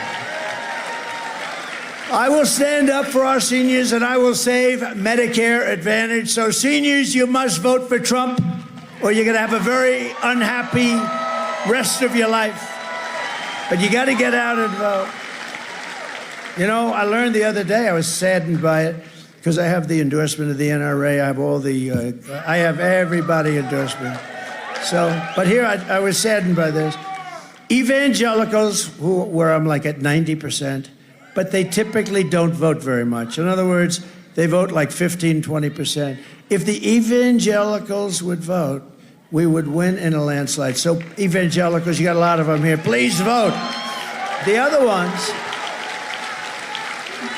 there are two groups, especially, meaning they vote very, very disproportionately low. The other group, you know who doesn't vote?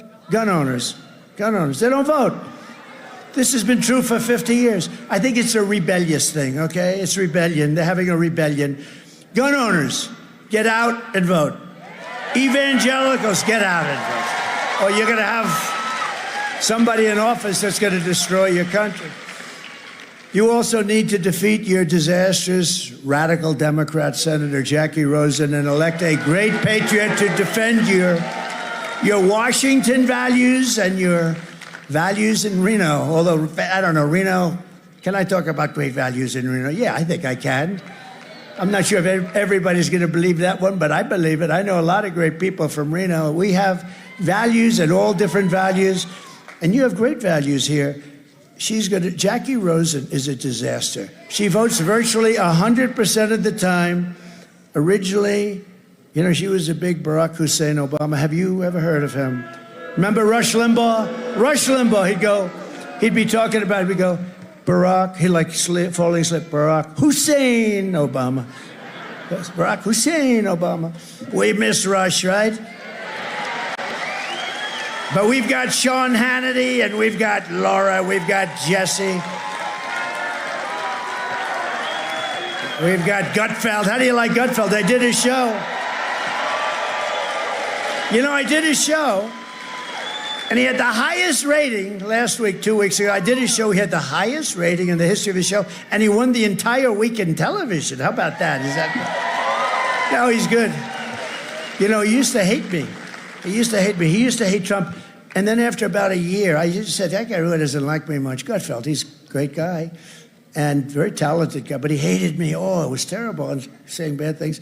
And then after about a year, I noticed it was a change. He said, you know, I don't love this guy, but he does everything. I mean, everything he says, he gets it done.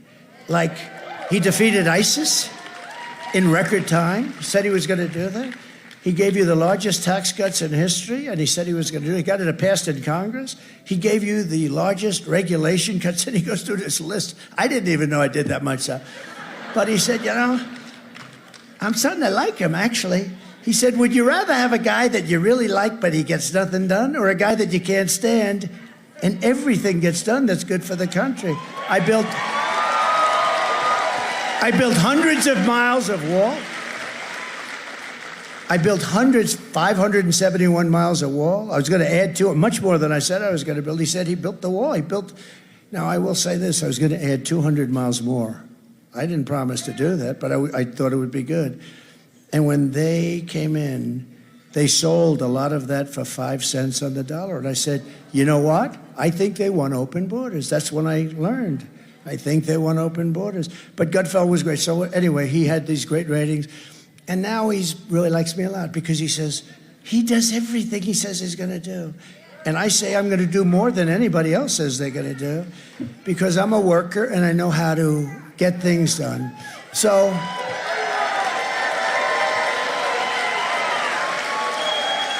I would like you, if you would, because he's a spectacular man. And I'll be honest with you. Stan, would you stand up, please?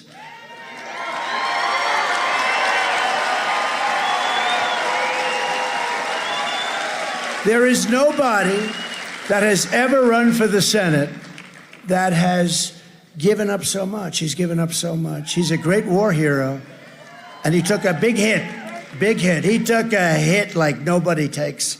And if they took a hit like that, most people wouldn't be around, and other people would just, they wouldn't know what to do. This guy, and he's got the greatest wife and family you've ever seen. And nobody has given up so much as Sam. And Sam, I want you to win so badly, and you know that. And he has my full endorsement and all of that stuff. But he's a great guy. And he's doing very well.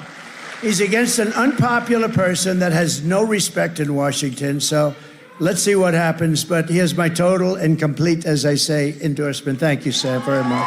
Thank you for being here. We're also pleased to be joined as well by Senator John Cornyn of Texas. John, please. Thank you.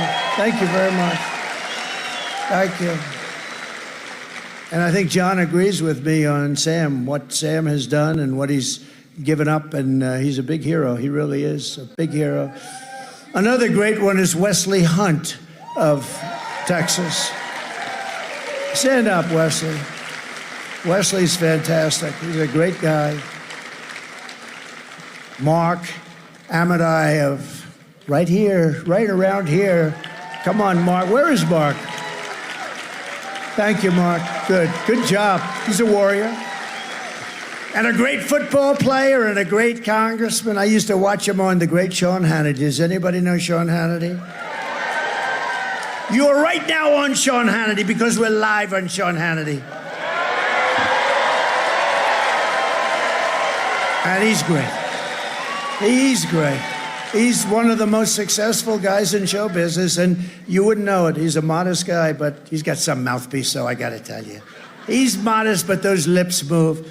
But we have some really good people, but Sean Hannity is great. And that whole group, Jesse, has been great. Pete Hegseth, Rachel. They have a lot of good people. And then they have a few that I can't stand, I'll be honest with you. And I think it hurts them badly, if you want to know the truth. But they have some really, really good ones. And it's an honor. Who? Tucker's great. Tucker's great. Tucker's great. And speaking of Tucker, because you like this guy, how did we like J.D. Vance the other night? Right?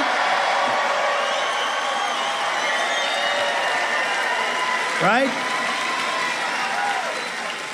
J.D. Vance was unbelievable the other night. So, Burgess Owens, please stand up. Great football player, great man, great friend of mine.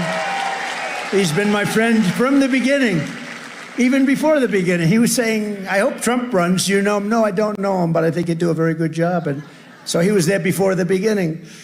And the Nevada GOP chair, we have a man who works his ass off, right? Michael McDonald. Stand up, Michael. So are we going to win, Mike? We're going to win? He's the Nevada chair, and he's working hard. We're 6 points up. Did you know that? But I don't want to say it. I don't want to say it, Michael.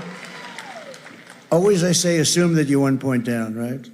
Assume you're 1 point down. In 4 incredible years under the Trump administration, we achieved more than any administration in the history of our country. We passed record tax cuts, biggest tax cuts in our history. They want to end them, and that would raise your taxes at levels that nobody's ever seen before. You know, you have one thing in those tax cuts that I hope people appreciate. The estate tax for small businesses, farms, and other things, it's non-existent. You are leaving your farm or your small business to your children, and they had to go out and borrow money to pay the tax, and they'd oftentimes lose it and be depressed for the rest of their lives and worse. And I got that out. You don't have any estate. When they end this, that comes back. And that's, you know, I only tell you that to the people that love their children, because if you don't love your children, it's not really worth that much, to be honest. Is there anybody in the room who does not love their children? I've only had, I've said that about 10 times. I've only had one person raise. I said, and I thought he was kidding, and he actually wasn't kidding. But that's a big deal. Think of that. You have no estate tax. You leave your farm now, and they can operate the farm. And, you know, because a lot of farmers, they have great value. But they don't necessarily have a lot of cash. A lot of businesses, they have a value. They have valuable businesses, but no cash. They couldn't pay. They go out, they borrow, and all of a sudden they end up losing it. That won't happen. But if they end our tax cut, you know, that's part of it. So it's to me, it's a very important part. Record tax cuts, record regulation cuts, more than any other administration in history, and we achieved an all-time low unemployment rates, record low poverty rates, and rising wages for everyone at the highest level ever. We had the most successful country in the history of our history. We never had, and probably in the history of the world, we had never had a period of time like this. And we had, remember this, we also had the best border. Remember that famous, remember the graph that I like more than any graph ever, ever, ever? Because I wouldn't be here. Do you have that graph by any chance? Put it up. I love this piece of beautiful paper. Where is it? Oh, I love it. Oh. I love it. You see the line on the bottom? The red line? That's the lowest point. That was my last day in office. That was the lowest we ever were on illegal immigration. That includes drugs and a lot of other things too, by the way. But look at that. And then it exploded like a rocket ship. Look what happened to it. And now it's worse than ever.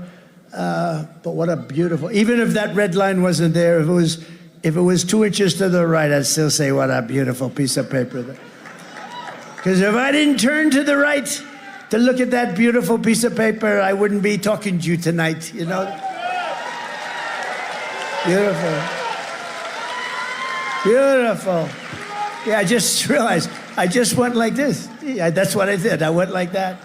We ended the NAFTA disaster, canceled the TPP, which would have been a disaster for your state, withdrew from the ridiculous, one-sided Paris Climate Accord, and stood up to China. We stood up to China like never before, bringing in tens of billions of dollars when no other president got 10 cents from China. Not Bush, not Obama. They never got. In fact, I put on taxes and tariffs. I took in billions, hundreds of billions of dollars from China. It never happened before. And don't let that baby bother you, because it doesn't bother me. To me, it's that beautiful. Where is that baby?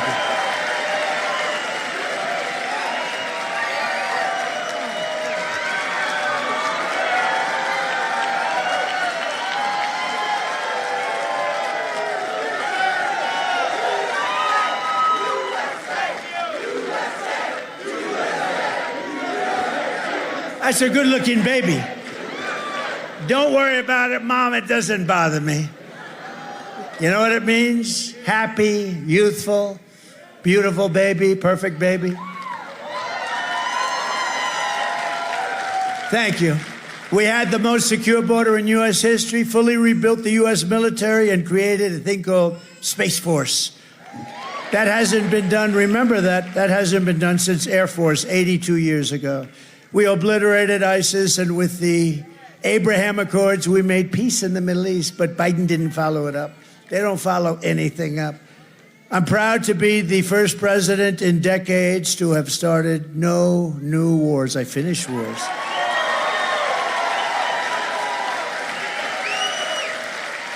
And I also gave you $35 insulin, which Biden and Kamala are trying to take. You know, I was the one that did it. And, you know, it's interesting because I did it, but it doesn't kick in for like 2 or 3 years by statute.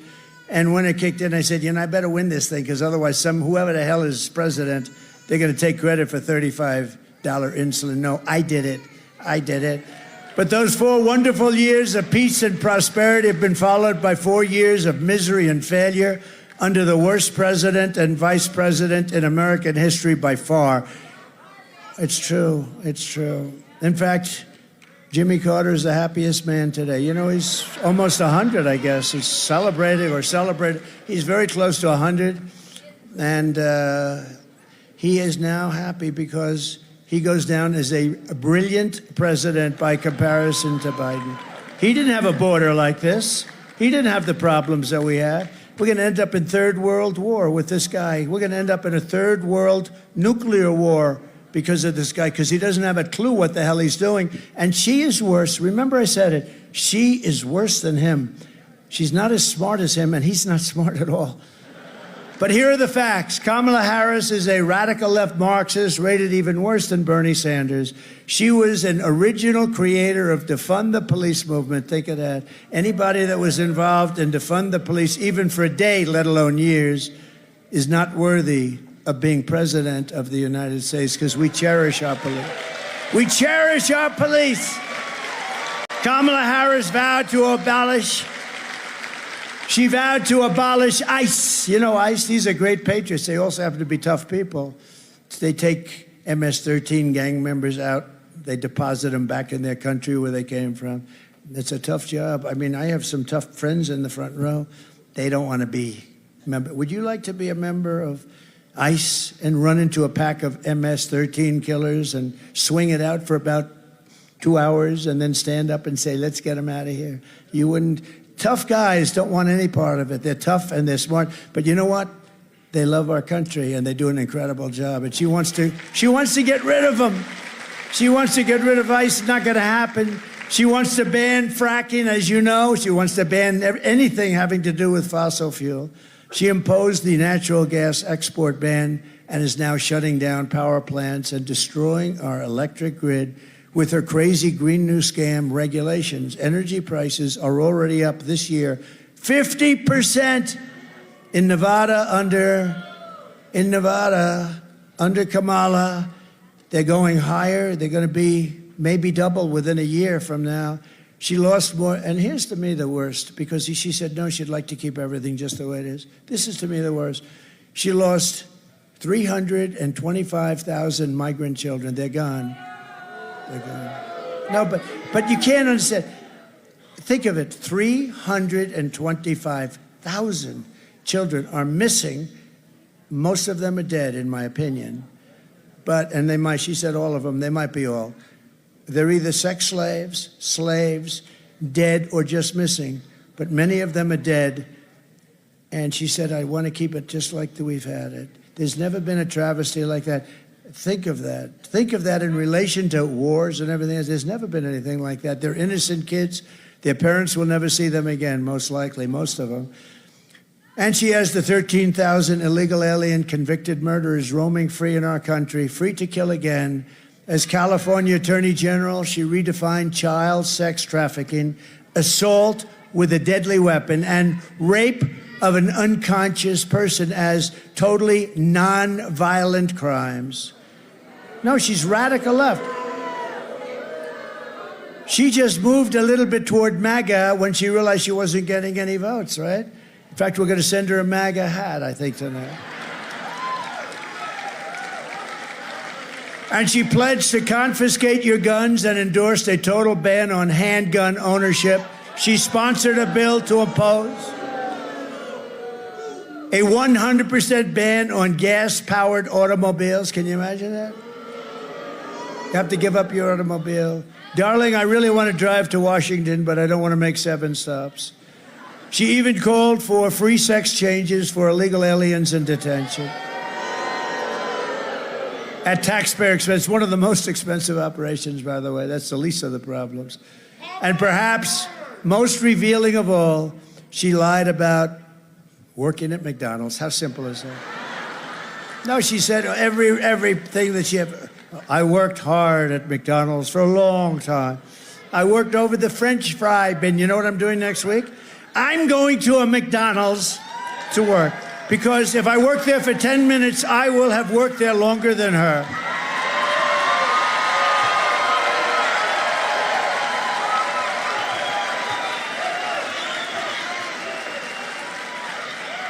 You know, in many ways, I don't like talking because it's so basic. You know, it's just so. But there's something beautiful about it too. It's so simple. She said she worked at McDonald's, meaning I worked so hard. It's hard work. She worked at McDonald's. It turned out to be a lie. She's a liar. That's why I call her Lion. That's why I call her Lion. I had her as comrade. Okay, here's another poll. Who likes comrade Kamala Harris? Comrade meaning like, you know, sort of a communist thing. Or who likes Lion? Let's do comrade first. Who likes comrade? Comrade Kamala Harris. Lion Kamala Harris.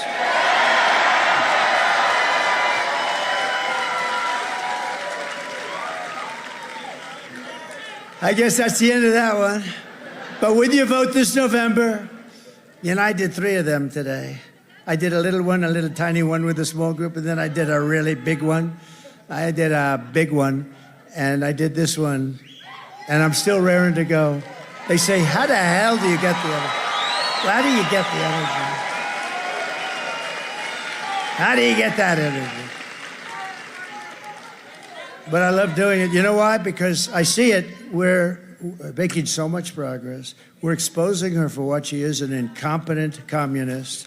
And people aren't going to have that because we don't have a choice. If we don't win this election, there are those people that say you'll never have another election if we don't win this one. That could be possible. Look at Venezuela. Look at so many places.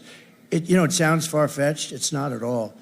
Look at what's happened in just 3.5 years. Look at what's happened to our country in 3.5 years. We have to get out. We have to win this election. But with your vote this November, we are going to defeat these radical left country destroyers, and we are going to finish what we so brilliantly started. We had it going so good. On day one, I will close the border. I will stop the invasion of illegals into our country. And we will begin the largest deportation operation in the history of the United States. We have no choice.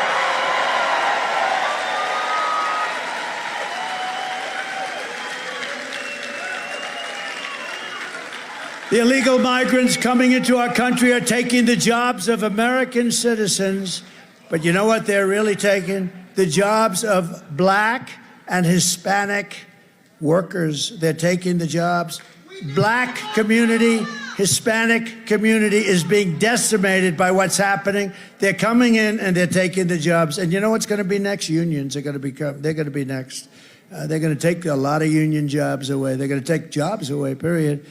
But the Black community, you saw the bad numbers last week. They were terrible. They got down. You know why? Because they're hiring people. Well, you had a job for years, and now all of a sudden somebody else is taking the job. And it's also affecting the Hispanic people. And my numbers with the Black, and especially Black men, I love Black men. I love them. I love them. I have gone through the roof with Black men. Black men. I don't do quite as well with Black women, I must say. I don't know why, but I'm sure that'll work out too. But I do appreciate it. I do. And we're doing unbelievably with Hispanic. The Hispanic population has been incredible. We will quickly become energy independent as we were before and make America the dominant energy producer in the world by far. We will frack, frack, frack, and drill, baby, drill. Get our prices down.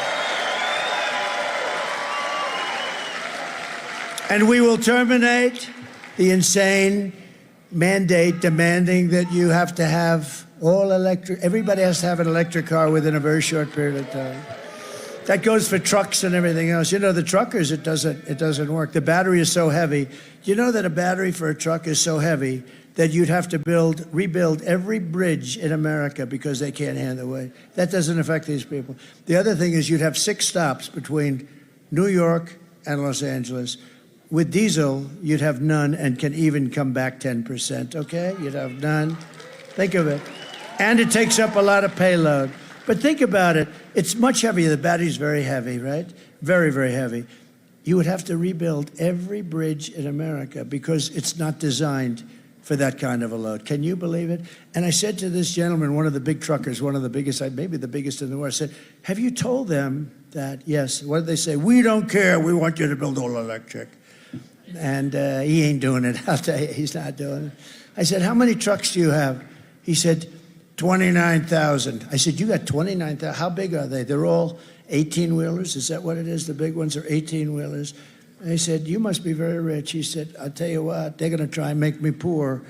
He said, you know, he said something interesting. He said, sir, I've been buying trucks for 50 years, and every year they get better, more efficient, stronger, bigger, better looking. And now we even build beautiful, I call them an apartment. We build beautiful apartments behind that cab, and they are beautiful. This guy loves trucks, and they are beautiful. Sir, honestly, you'd be proud to live in one of them. And I said, How about the First Lady? You think she'd love it? I don't know. I don't know if she'd love it. I can handle it. I don't know if she would like it. I don't know if she... By the way, go buy her book. Her book is great. I was a little nervous when I read it because I said, I wonder if she's going to be hitting me hard. No, she was very nice. Otherwise, I wouldn't recommend it. It's very simple. Now, go buy it. It's great. It's number one bestseller. I will stop outsourcing and turn the U.S. into a manufacturing superpower. Working with Elon Musk, we will slash a record amount of government waste. He's good at that. That's what he wants to do. He doesn't want to be a secretary. He doesn't need it. He's got rocket ships all over the place. He's a wild man, I'll tell you. But you know what he wants to do? He said, I can cut costs, trillions of dollars, and nobody will be even affected, and our country will be back in great shape. Between that and charging countries that come in and plunder and steal, we'll have a country that's a machine. We're going to make a beautiful machine, and then we're going to take all that money and pay off debt and help people that are not in good shape and sick and old and tired. But he wants to do that. He doesn't want anything. He doesn't want a title. He just wants to say, look, there's so much waste and abuse and fraud. You ever hear the expression, fraud, waste, and abuse, right? Levels that you wouldn't even believe. You know, when I cut the price of Air Force One, I bought it. Sir, it will be $5.8 billion. I said, nope, I'm not doing it. I was supposed to walk in and sign it because I said, who negotiated the contract? They said, Barack Hussein Obama. I said, well, then it's too high. They said, why do you say that, sir? Because he negotiated it. It's too high. And I said, it has to have a 3. You know that, sir. It has to have it. So I waited, Boeing. And then finally they said, oh, boy. Because, you know, they thought they had. So think of it. If I didn't do that, they would have made $1.7 billion. I said, because they ultimately cut it down to $3,999,000,99999 and 99 cents. 1 penny. I said, it's got to have a 3 in front. This had a 5 and it's 5.7. So I said, let me ask you a question. So if I didn't come along, you would have made 1.7, same exact plane, right? Except I had a much better paint job, much nicer. It's true. It was red, white, and blue the way it should be. It wasn't baby blue, it was blue. Not that little baby blue. But no, I did a great job on it. But I said to the head of Boeing, I said, this was before the 2 planes went down. This is before the problems for Boeing. You know, Boeing was considered maybe the greatest, but certainly one of the greatest companies in the world. And now they've suffered a lot. But this was before. I said, you mean if I didn't come along, you would have made $1.7 billion on this. Actually, it's 2 planes, you know. It's Air Force One is actually 2 planes, 2 identical planes, 747s. You would have made $1.7 billion? He said, well, we have, of course, you know, they would. The answer is they would have made $1.7 billion. So Elon's actually right, because they shouldn't make that kind of money on it. But I got him down $1.7 billion. It took about 2 months of not returning phone calls. I will end the war in Ukraine, stop the chaos in the Middle East, and prevent World War III. I will crush violent crime and give our police the support, protection, resources, and respect they so dearly, look, you know that, they dearly deserve it. We're going to give our police their respect back. They want to do the job. No, but think of that, with all the criminals that are being put in all over the world. This is not just South America. We mentioned Venezuela, but it's all over the world. Crime is down all over the world. Prison populations are down all over the world. They're delivering into the United States mental patients, prisoners, killers, drug dealers, gang members, criminals, street criminals. They're all here. They're all going to be here soon. We're not going to allow it to happen. Not going to happen. We will strengthen and modernize our military. We will build a missile defense shield, all made in the USA. And we will not have a woke military. Watch this. Watch this. Watch this. You'll like this. All right, he showed this earlier today. I can't show it because it's got Full Metal Jacket movie clips. In fact, I'll probably have to put myself on camera at this point because they're going to show movie clips. And you can't show movie clips. So I'm just going to talk to you for a second while this thing runs. Please don't, all the normal questions.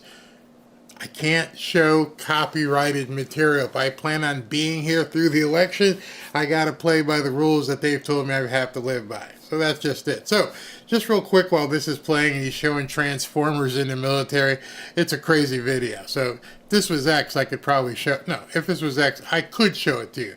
But in any regard, I can't do it on YouTube. Now, a couple people have said that the $500 million judgment in New York has been overturned. I can't find any confirmation of that. So let's not run with that right now. I don't see any confirmation anywhere that that's actually happened. I did see confirmation that the appellate court pretty much shredded the prosecution during their questioning, so it appears as though they're going to overturn it, which would be completely awesome. But as of right now, I cannot confirm that it has been overturned. Let's get back to Trump. You haven't missed a single word he has spoken. And here we go.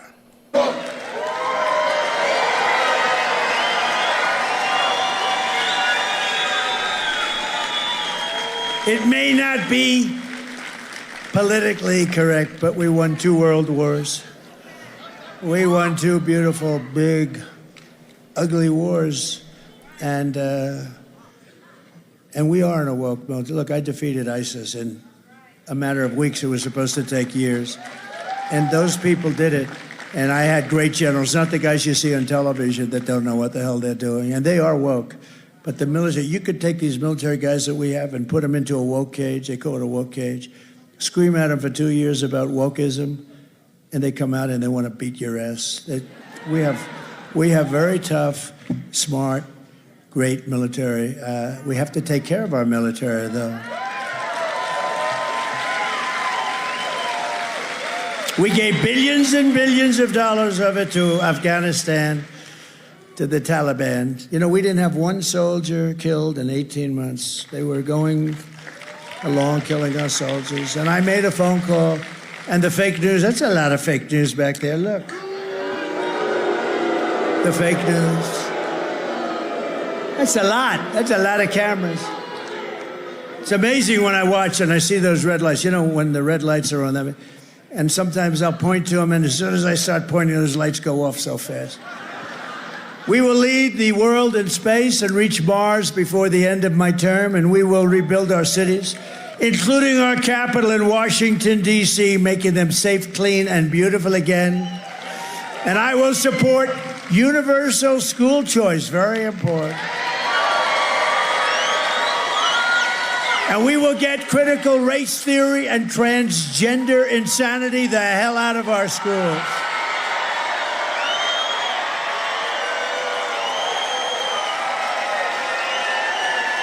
And we will keep men out of women's sports. I will defend the Second Amendment, protect religious liberty, restore free speech, and we will secure our elections. Under the Trump administration, we will put American citizens first, American children first, American patients first. You cannot get into a hospital, by the way, because the migrants have all of the beds. You cannot get into a hospital. You cannot get your kids into a school because they're migrants there that don't even speak the language. It's unbelievable. They're giving, because of Biden and Kamala, they're giving precedence over your children who've been in that school. Is it not even thinkable? I will put American taxpayers first, American workers first, and American communities first. And we will put communists and Marxists and fascists last. We're going to put them last, way down at the bottom. And they will always be last. We will defend our territory. We will not be conquered. They're trying to conquer us. Think of it. These guys are walking in with guns that are more sophisticated than our military has. They have no money. They come in from different parts of the world, and they have better guns than we have. There's something going on, but I'll get to it very quickly. It's going to end. It's going to end unpleasantly for them. We will reclaim our sovereignty, and I will give you back your freedom, your life, and your country. Everyone will prosper. Every family will thrive. And every day will be filled with opportunity and hope. We're going to bring back the American dream. But for that to happen, we must defeat Kamala Harris and stop a radical left agenda once and for all. We want a landslide that is too big to rig, too big to rig. And again, early mail-in voting is underway, and you have to get out there and do it and get everyone you know to vote. Because think of this. After everything that we've been through a lot together, right? These are vicious, horrible people. I call it the enemy from within. We stand on the verge of the 4 greatest years in the history of our country. If we win this election, we're going to have the 4 greatest years in the history of our country. With your help, from now until Election Day, we will redeem America's promise. We will put America first, and we will take back the nation that we love. November 5th will be the most important day in the history of our country. And together, we will make America powerful again. We will make America wealthy again. We will make America healthy again. We will make America strong again. We will make America proud again. We will make America safe again. And we will make America great again. Thank you very much. Thank you, Reno. Thank you. All right, so this 78-year-old man concludes the second of 2 massive rallies in 2 different states. Earlier, he was in Aurora, Colorado. Tonight, he's in Reno, Nevada. 78-year-old man does 2 major rallies, looks fresh, brings a message, hammers it home, and now don't know where he's going to sleep tonight, none of my business, but he will be in Coachella, California tomorrow night. He's bringing it. There's not even much talk anymore about what Kamala Harris is doing. So I understand, just so you guys know, Kamala Harris is going to be, I don't care where she's going to be. I'm over it.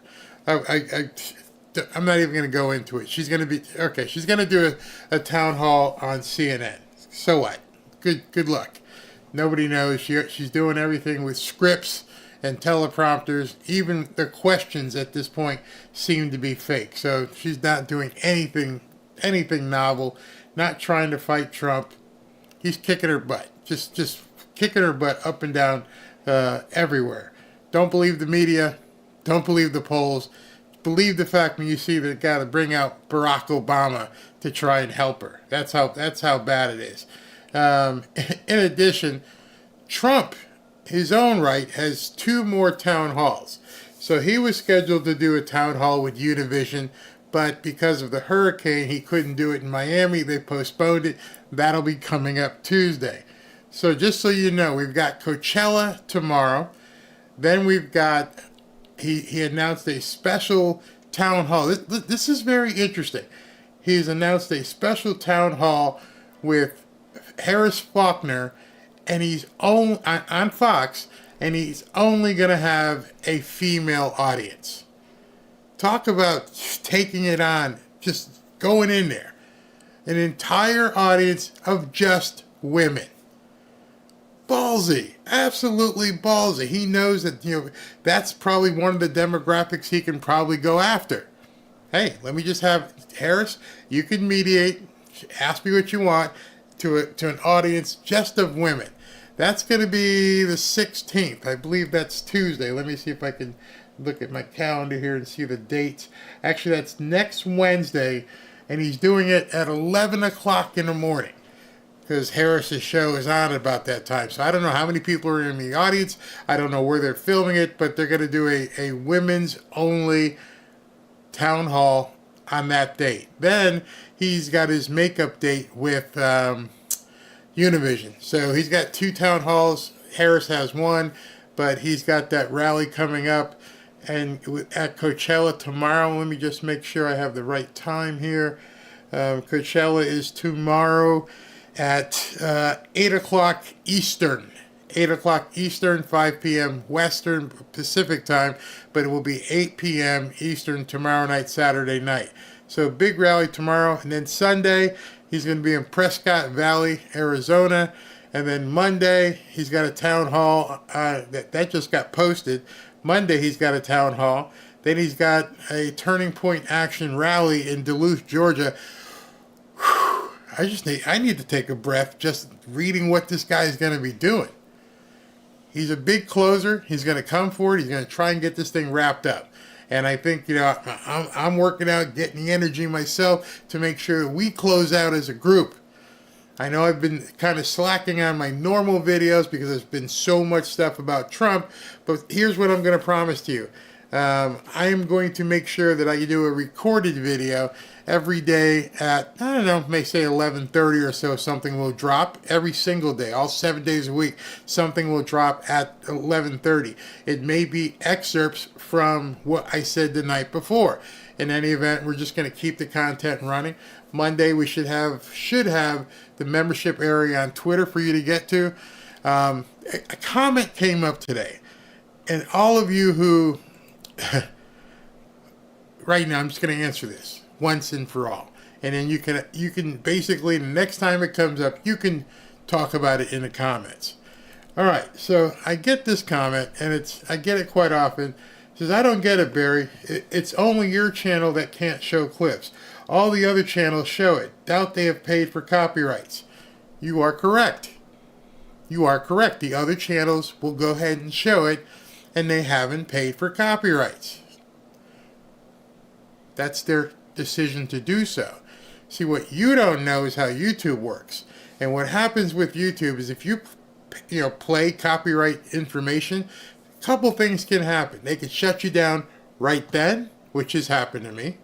And the other thing that they can do, which a lot of people don't know, is a day or two later, after this thing has basically already played, they can come back and go, hey, remember at the 55th minute that you played that song or played that movie segment without the rights? We're going to basically at this point slap you with a penalty for future videos. If you don't care, if you will just say, okay, I'll just take as many penalties as I want, sure, go for it. I don't care. That's not what I'm doing.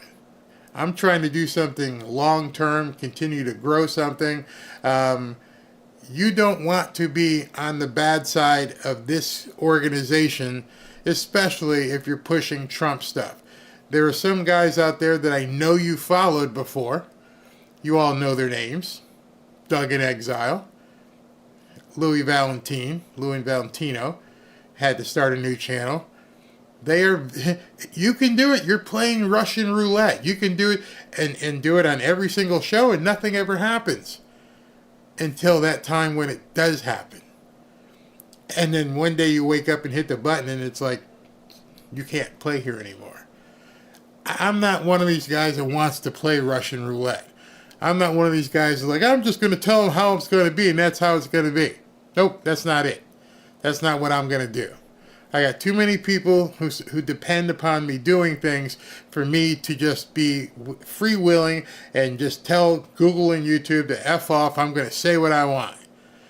You know how many times I've talked to people who have emailed me or something and like, hey man, they took my channel down. They did this or did that. What'd you do? I didn't do anything. What'd you do? No, seriously, I was just using free speech. Well, that's your problem. It doesn't exist here. Free speech doesn't exist on YouTube. Period. That's it. End of story. You have to play by their rules or don't play at all.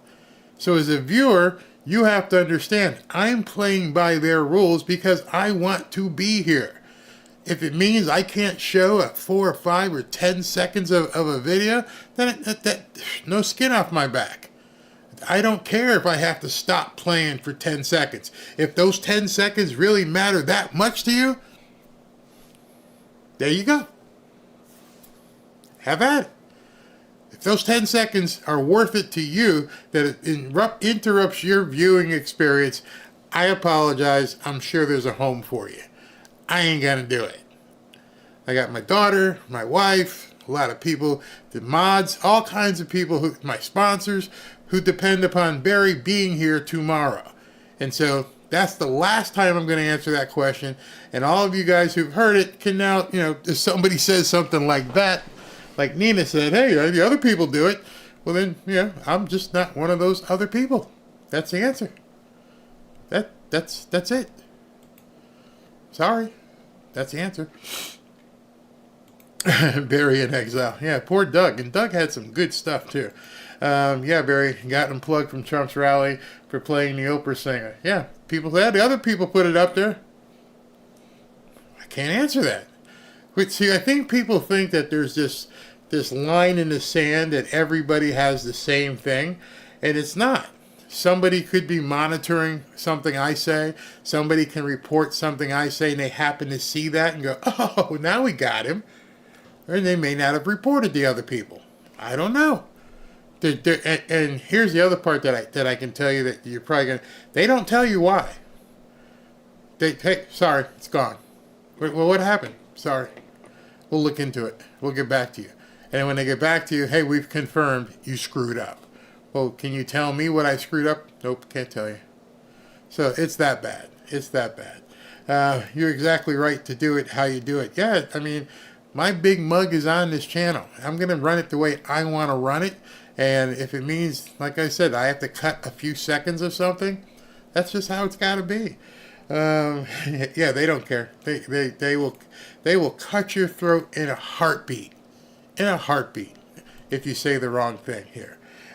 Trump military video on X. Yeah, that's you gotta go see it. I mean, I'll post it on my Twitter profile. You guys know, get over there, follow me on Twitter, and I'll put it out there. And when you see the video, just so you know, when you see this funny military DEI video that he put up, you will realize why it can't be shown on YouTube.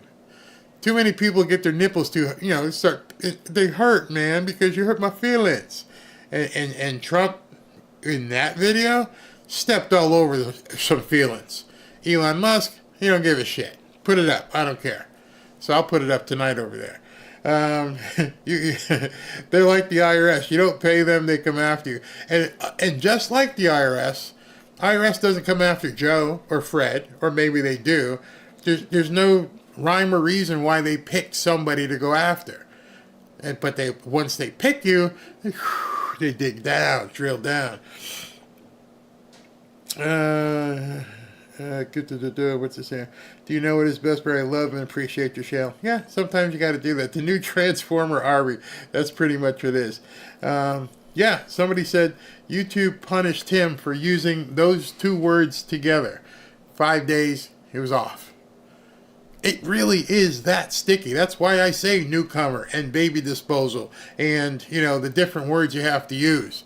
Because they're just waiting for it. Don't say it. Oh, you said it. Gotta go. It's that bad. I always tell them to start your own channel and do it your way. Yeah, I don't like to be that mean. Yeah, they also demonetize you. I almost think some of the people who say that and say, hey, why don't you just go ahead and do it, is because they're trying to goad you into doing something. Now, the day I got caught, those of you who were watching, do you remember what I said during the rally when they started singing the songs? And I can tell you which song it was. When they started singing Ave Maria, and it's one of Robin's favorite songs.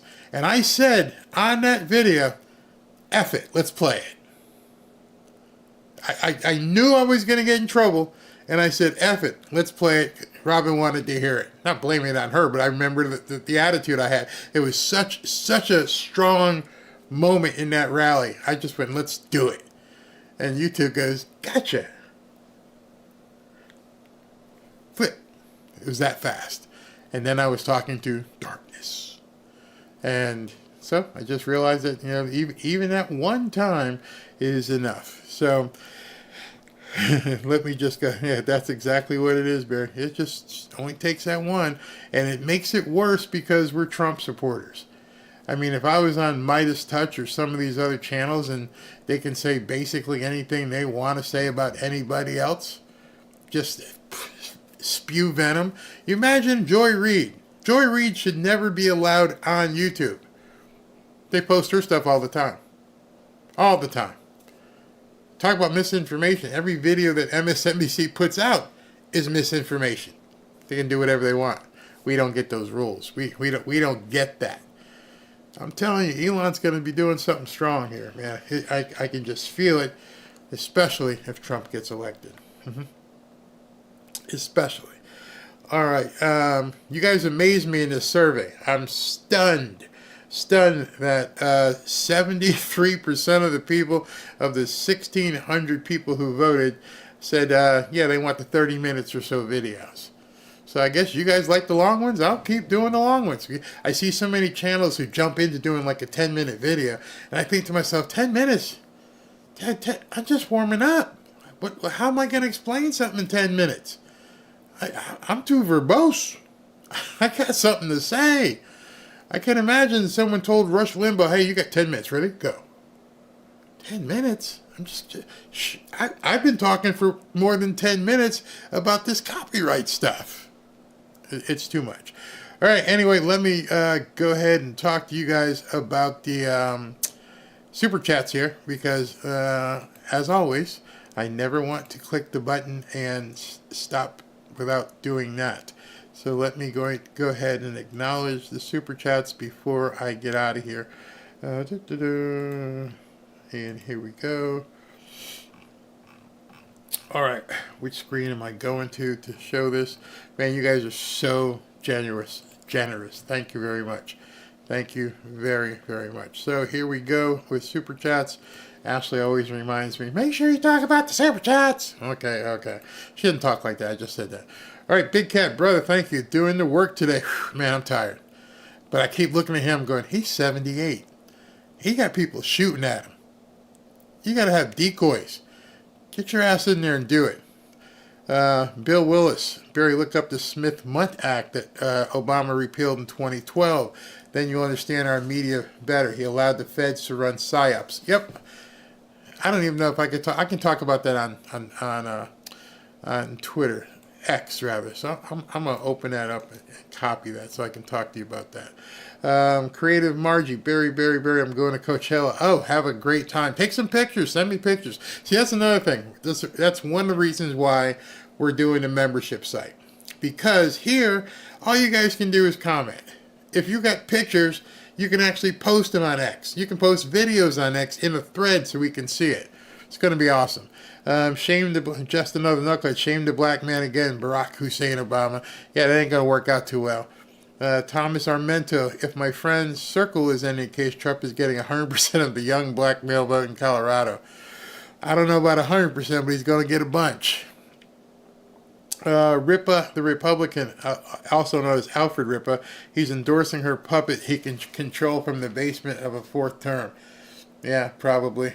Gina Duncan, I believe the U.S. presidency is a man's job. That takes some saying. Big Cat again. Big Mike said Soros called Obama, you got a gaslight. They're so desperate, they're literally transparent. We must pray for Trump. They're desperate, extremely desperate. I mean, it's sad. They're suing the Department of Justice. Merrick Garland is suing the Commonwealth of Virginia because they took non-citizens off the voter rolls. They're suing to put newcomers back on the voting rolls. Just another knucklehead. That is a good-looking guy. Marcus Anderson, I grew up in a poor middle class, worked my way up. Yeah. Oh, I thought you were making fun of Kamala. Are you telling something on yourself? Great. Club 1852, thank you very much. Thanks for all you do, Barry. Thanks for everything you do, Club 1852. Just another knucklehead again. Big Mike made Maroc do that shame men deal today. It ain't working no more. Sorry. It worked for you. Not anymore. Marshall Bequafort. Hi, Barry. Where can I find and Make America Great Again hat? Greetings from Belgium. You can go probably to donaldjtrump.com and find a hat right on his site. Are the ones mine showing up? Yeah, they're back there somewhere. TB, may God continue to protect Trump. Thank you, Barry, for fighting for the truth and free. Thank you. Marcus Anderson, Obama just built new mansion in Dubai, preparing to leave America with Big Mike. Black MAGA is real. Nobody does any investigations on those people, huh? This guy was broke. He was a protester. He becomes president, gets installed as president, and now he's got gazillions. Never done anything. Never. Hasn't invested in oil. Wasn't a real estate developer. Nothing. Oh, he wrote a book. Yeah. One of the biggest money laundering scams going. Hey, write a book. No one's tracking who's paying for these. Never mind. Don't get me started. Austin Camacho, thank you. SM, hurry and say amen. Dear Lord God, help purify our lives and hearts to hear this prayer. Please protect America from all evil and protect Trump. Amen. Amen. Bonnie Morozek. Barry wants Commie Girl because the second puppet. Talking about Barry Obama. So he can have his Commie Girl, enables his fourth term. Yep. Repa. Barry's ratings are better than CNN. I'm pushing, man. If Candace Owens can get a big multi-million gazillion dollar show, I'm a get one. McCaskill, thank you for your content and being a true American patriot. Thank you. Haley Orozco, Barry, I don't know if you saw this or not, but Toyota has announced it will no longer sponsor alphabet soup parades in DEI. Yes, I did see that. They're getting smart. They're starting to see it now. SV, what? SV, you're thank you, bro. By the way, I don't know where he went. He was laying right there, but he's hiding. He's under the cushion here. Marcus Anderson, thank you. Black Republicans. Marcus Anderson again. Wait until they hear about 1778. We are at war and laws to deport ASAP. Black Yellow Flash. Barry, I'm officially declaring myself Dark MAGA. I bought my black hat and ready for the early polls this coming October. Fantastic. Michelle in Michigan. Listen to Tucker interview with Harmeet Dillon. She knows a lot about Harris. She didn't register the vote until she was 30. As a prosecutor for crimes against children, she only tried 8 cases in 2 years. She cannot govern. Wow. NJ Sound. Check out our song, Trump Anthem. Dude, send me a link. Email me a link.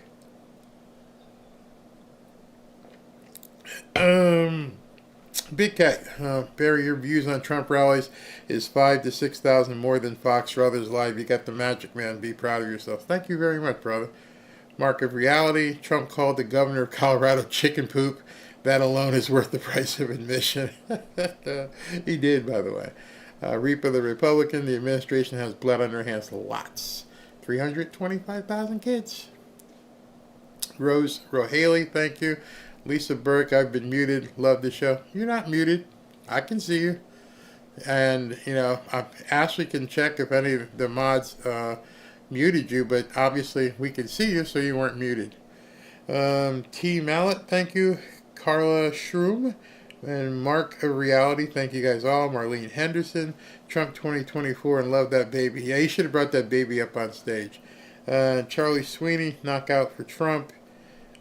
Swanee, thanks Barry, you're a true patriot. George Rivera Jr., I hope the rumor of troops protecting Trump is true. He's asked for it, hasn't been granted it yet.